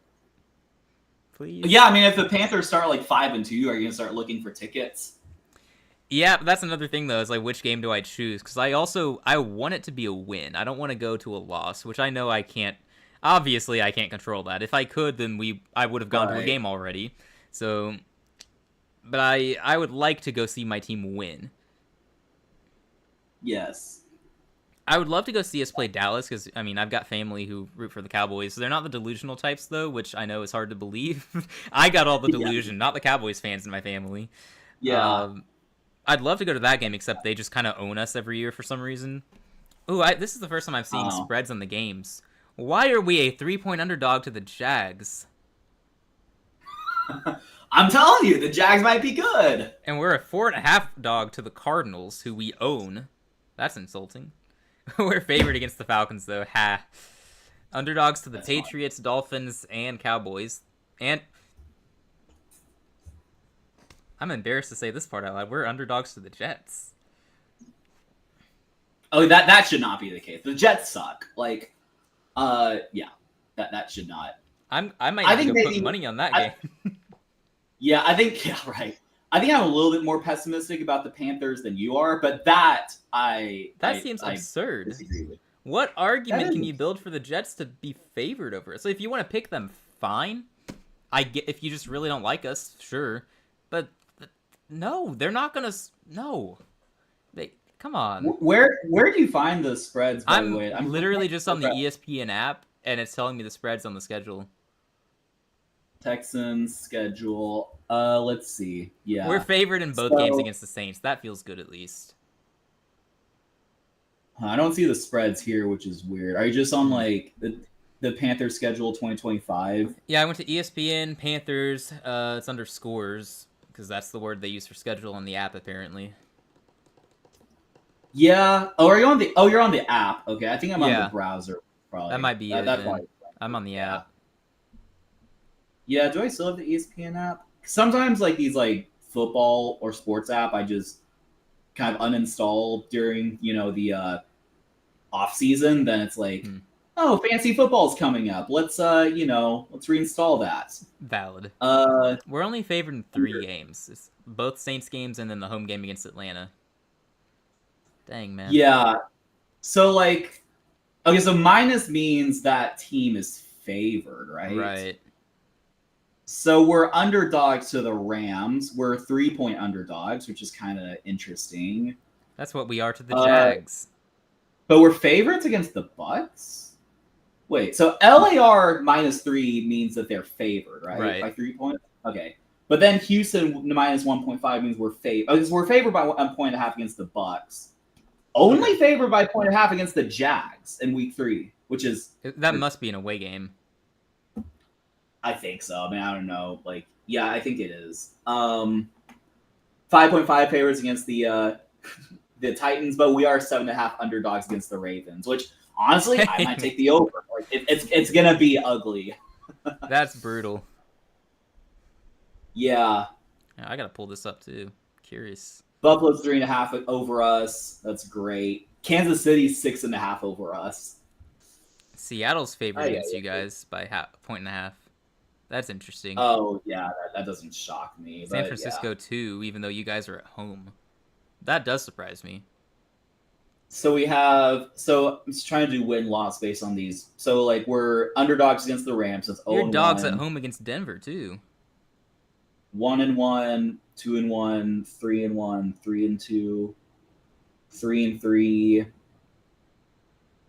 3-4, 3-5. Doesn't show a spread against on the other game. I don't feel like counting. I think we are underdogs in a lot of games though. Well, it's better than being projected to go 3-14 like us. I actually do want to count now. So like. It says so 0-1. So we have 1, 2, 3. I'm gonna assume that other Jags game, which for some reason doesn't show spread, we're favored. So that's 4. Yeah, you're at home in that one, so you'll be favored. If you were on the road, you'll be favored at home. Yeah, 6, 7, 8. For some reason, the Chargers doesn't say anything. The Colts is a win, so that's 9. So it depends on the Chargers one. I wonder if we're favored. I mean, we might not be favored. Given that Denver's favored over you guys and they're the away team, I would assume the Chargers are going to be favored too.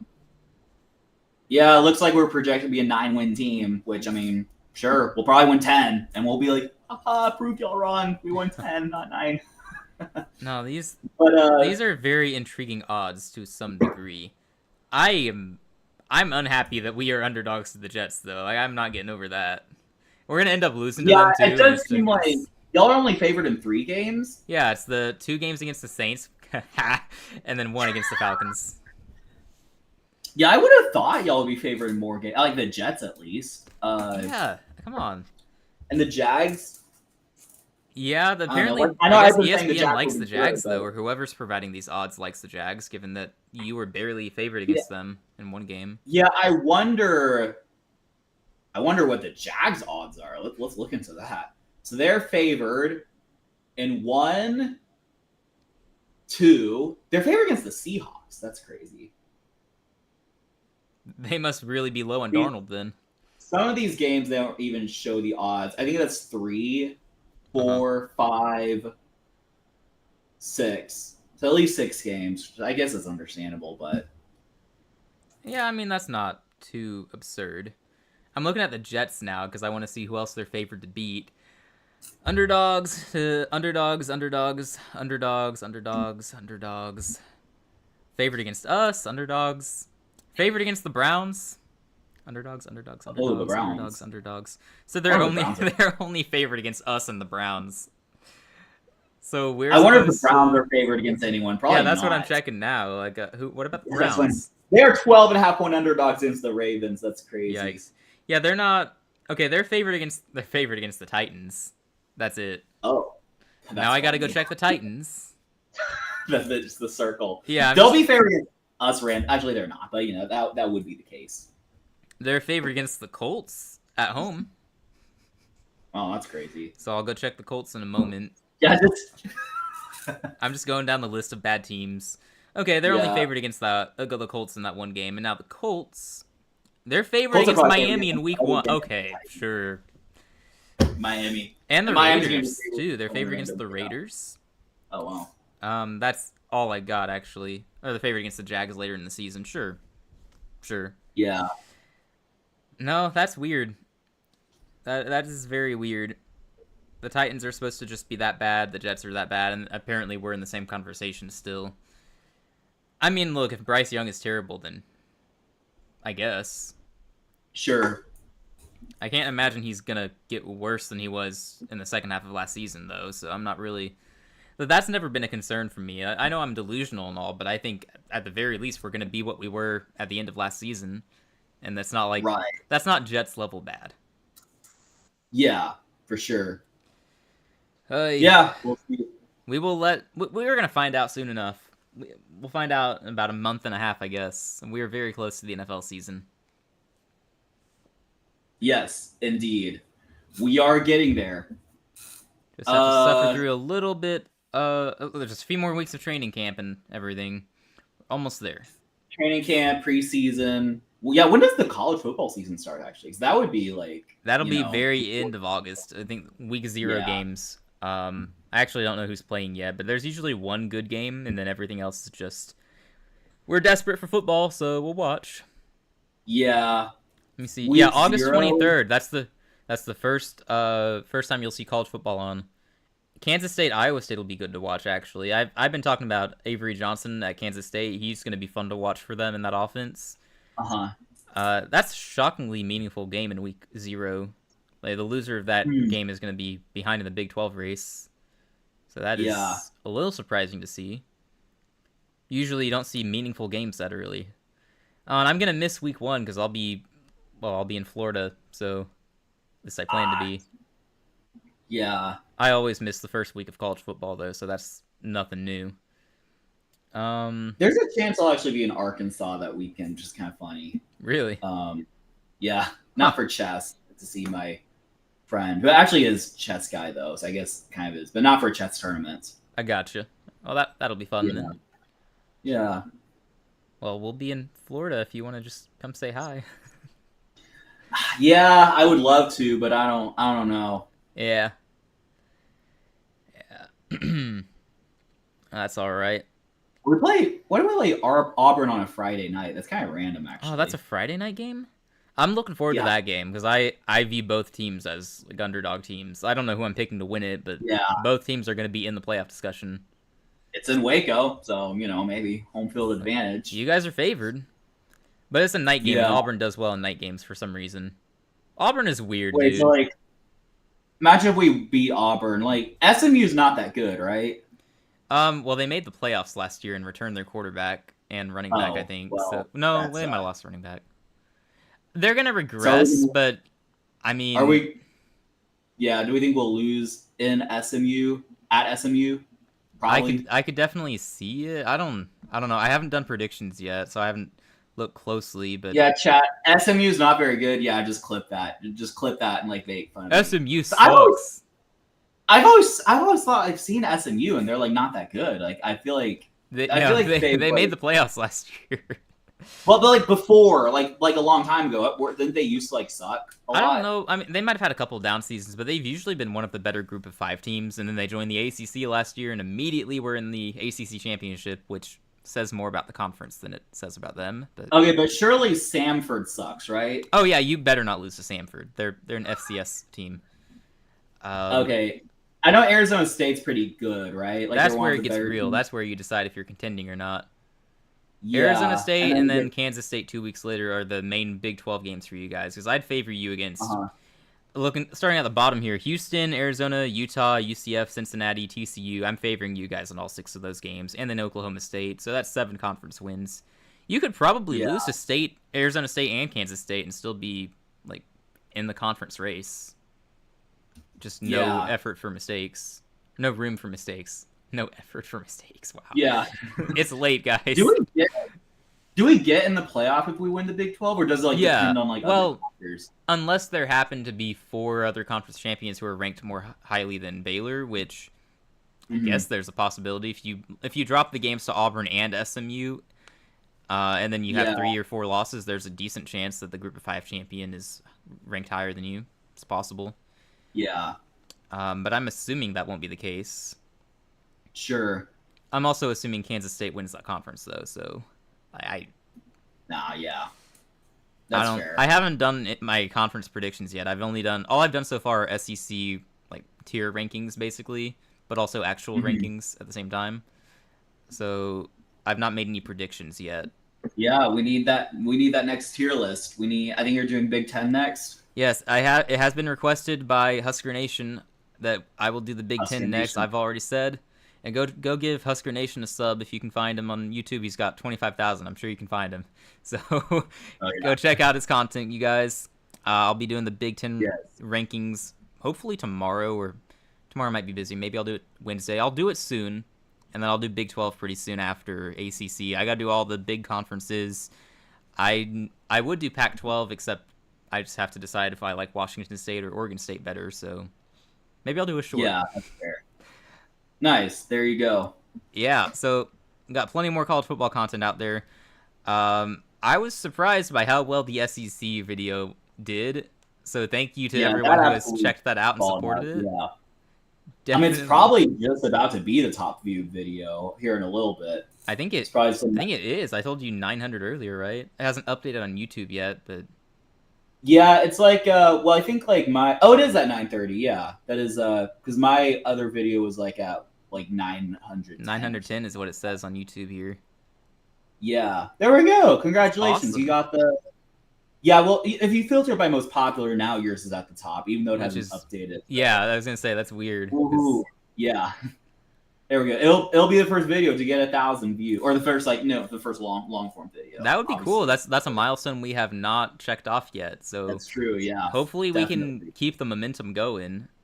For sure. Yeah, like we said at the start of this, we've gained a lot of subs the past couple of days. Like I think we were at 140 just 4 days ago. Now we're at 160, which is just awesome. We hit 150 yesterday, and we're super happy. And then suddenly we're at 160 today. It's just 170 tomorrow, please. I don't know. You also got a comment on one of your not your tier list, your blind rankings. Finally, some respect. It was looking good till Tennessee. Oh yeah, I think that's the Penn State fan from the other day. Yeah. Finally, he has a Giants. He has a Giants logo or whatever. Yeah, a Giants fan. I think he's an LSU and Penn State fan too. So that's interesting. Gotcha. Yeah, I had a blind ranking where Penn State ended up at 8. I didn't mean for that to happen, but it's a blind ranking. It's to some degree it's out of my control. So then I tried to fix that today by putting them at 1, and then immediately got a team I like better than them because that's just my luck so far with these blind rankings. I'm telling you, man, these blind rankings, they got a sense of humor. Yeah, for sure. It's not random. And then I got a comment on my quarterback blind ranking, which for this specific one, he was saying no bias, but Tua is better than everyone on that list, which honestly, it was a pretty crappy list, but it did have Jaden Daniels, Bo Nix, Rodgers, Bryce Young. So I mean, healthy Tua is better than all of those guys except Jaden Daniels. Even Bo Nix, though? That's tough because... That's tough.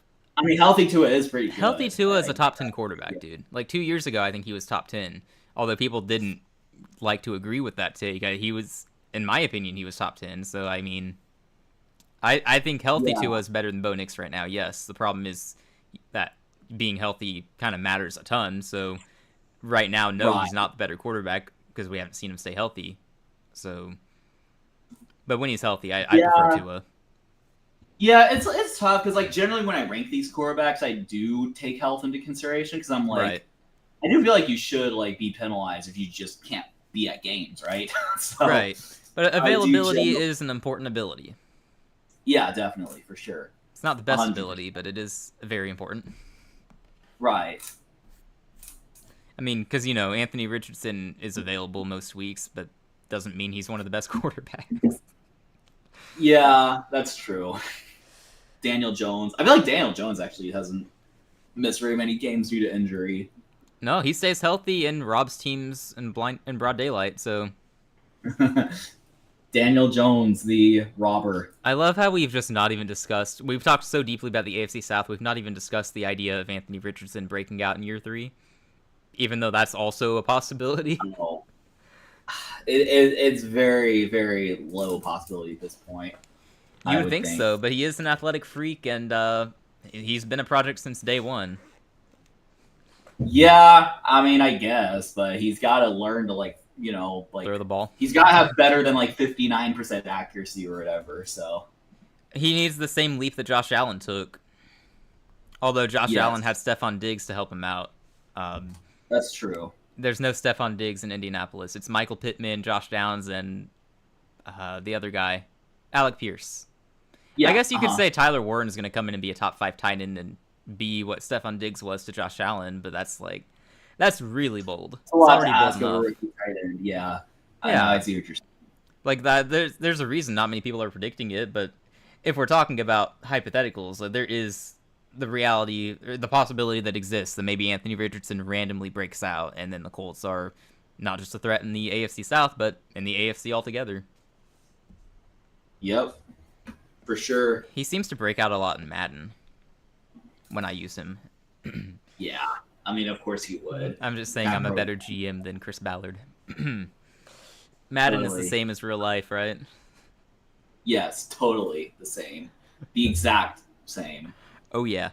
I am looking forward to the next Madden game, though. Hopefully that's going to be good. Probably not. Yeah. At least not like so much better than the previous one, because I feel like it never is that much better, but Panthers are going to have McMillan in the game, and he's the best. You saw that catch earlier. Yeah, no, that's great. I'm so excited. I'm so excited for the season. Yeah, I can imagine. Yeah. Now that I have a job, maybe I'll invest into Madden, PlayStation, something like that, or Xbox, whatever. I'll let you know first if the game is any good.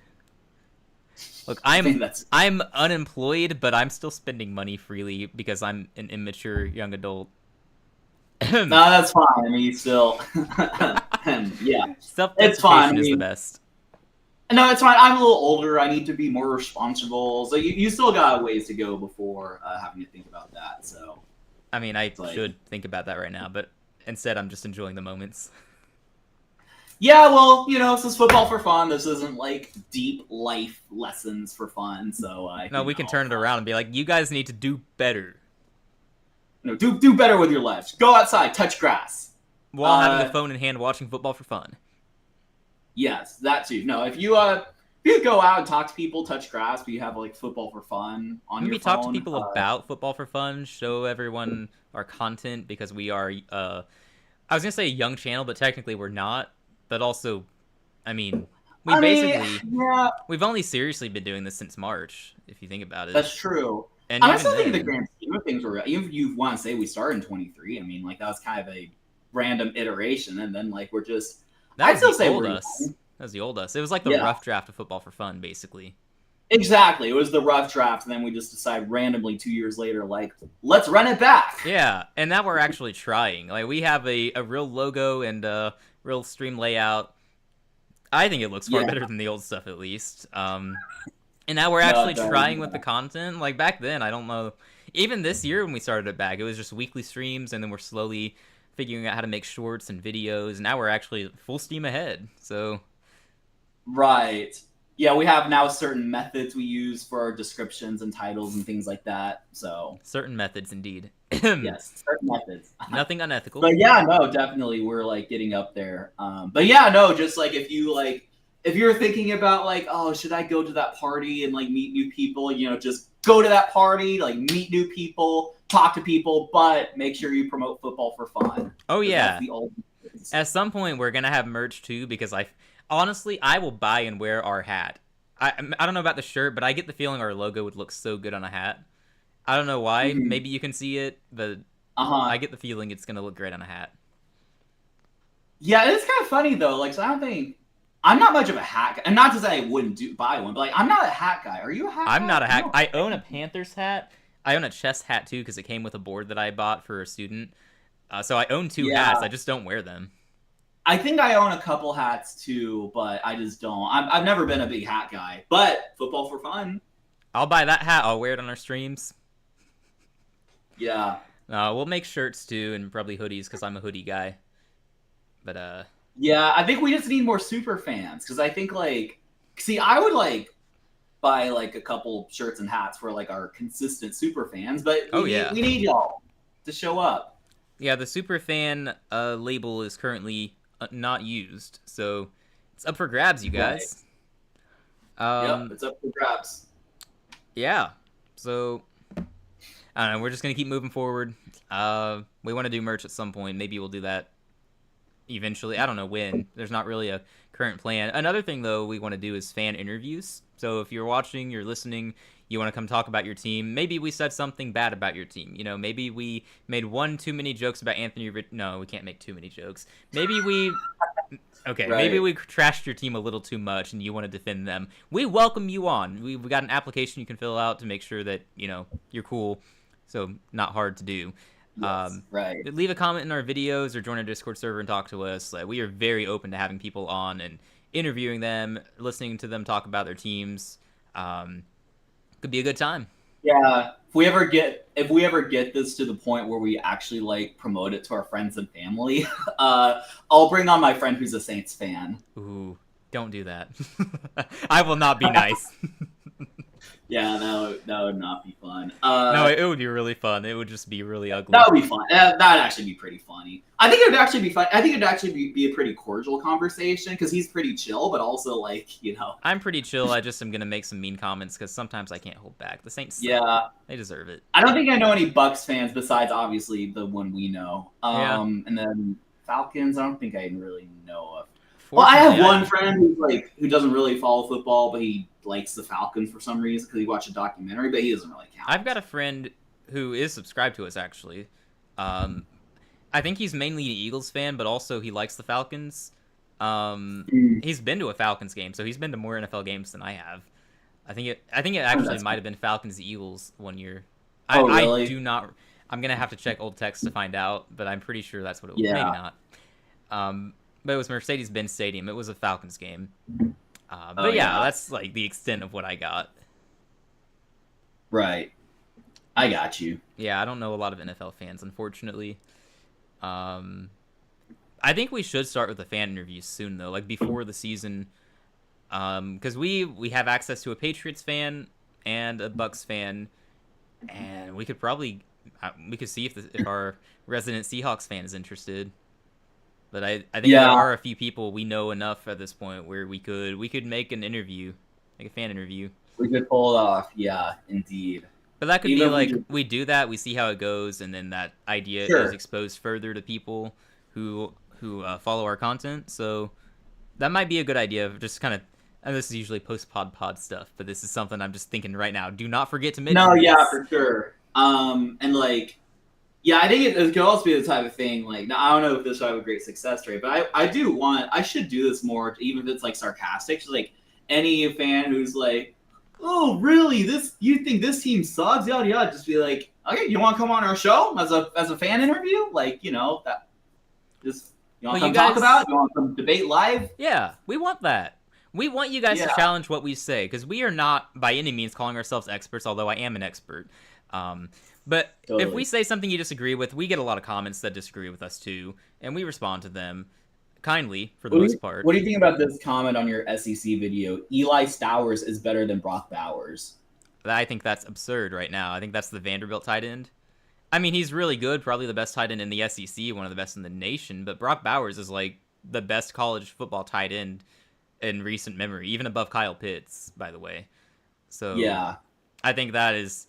I respect a Vanderbilt fan. If he's a Vandy fan, I respect you for making that statement. Team loyalty, woohoo, all that. But no, I'm sorry.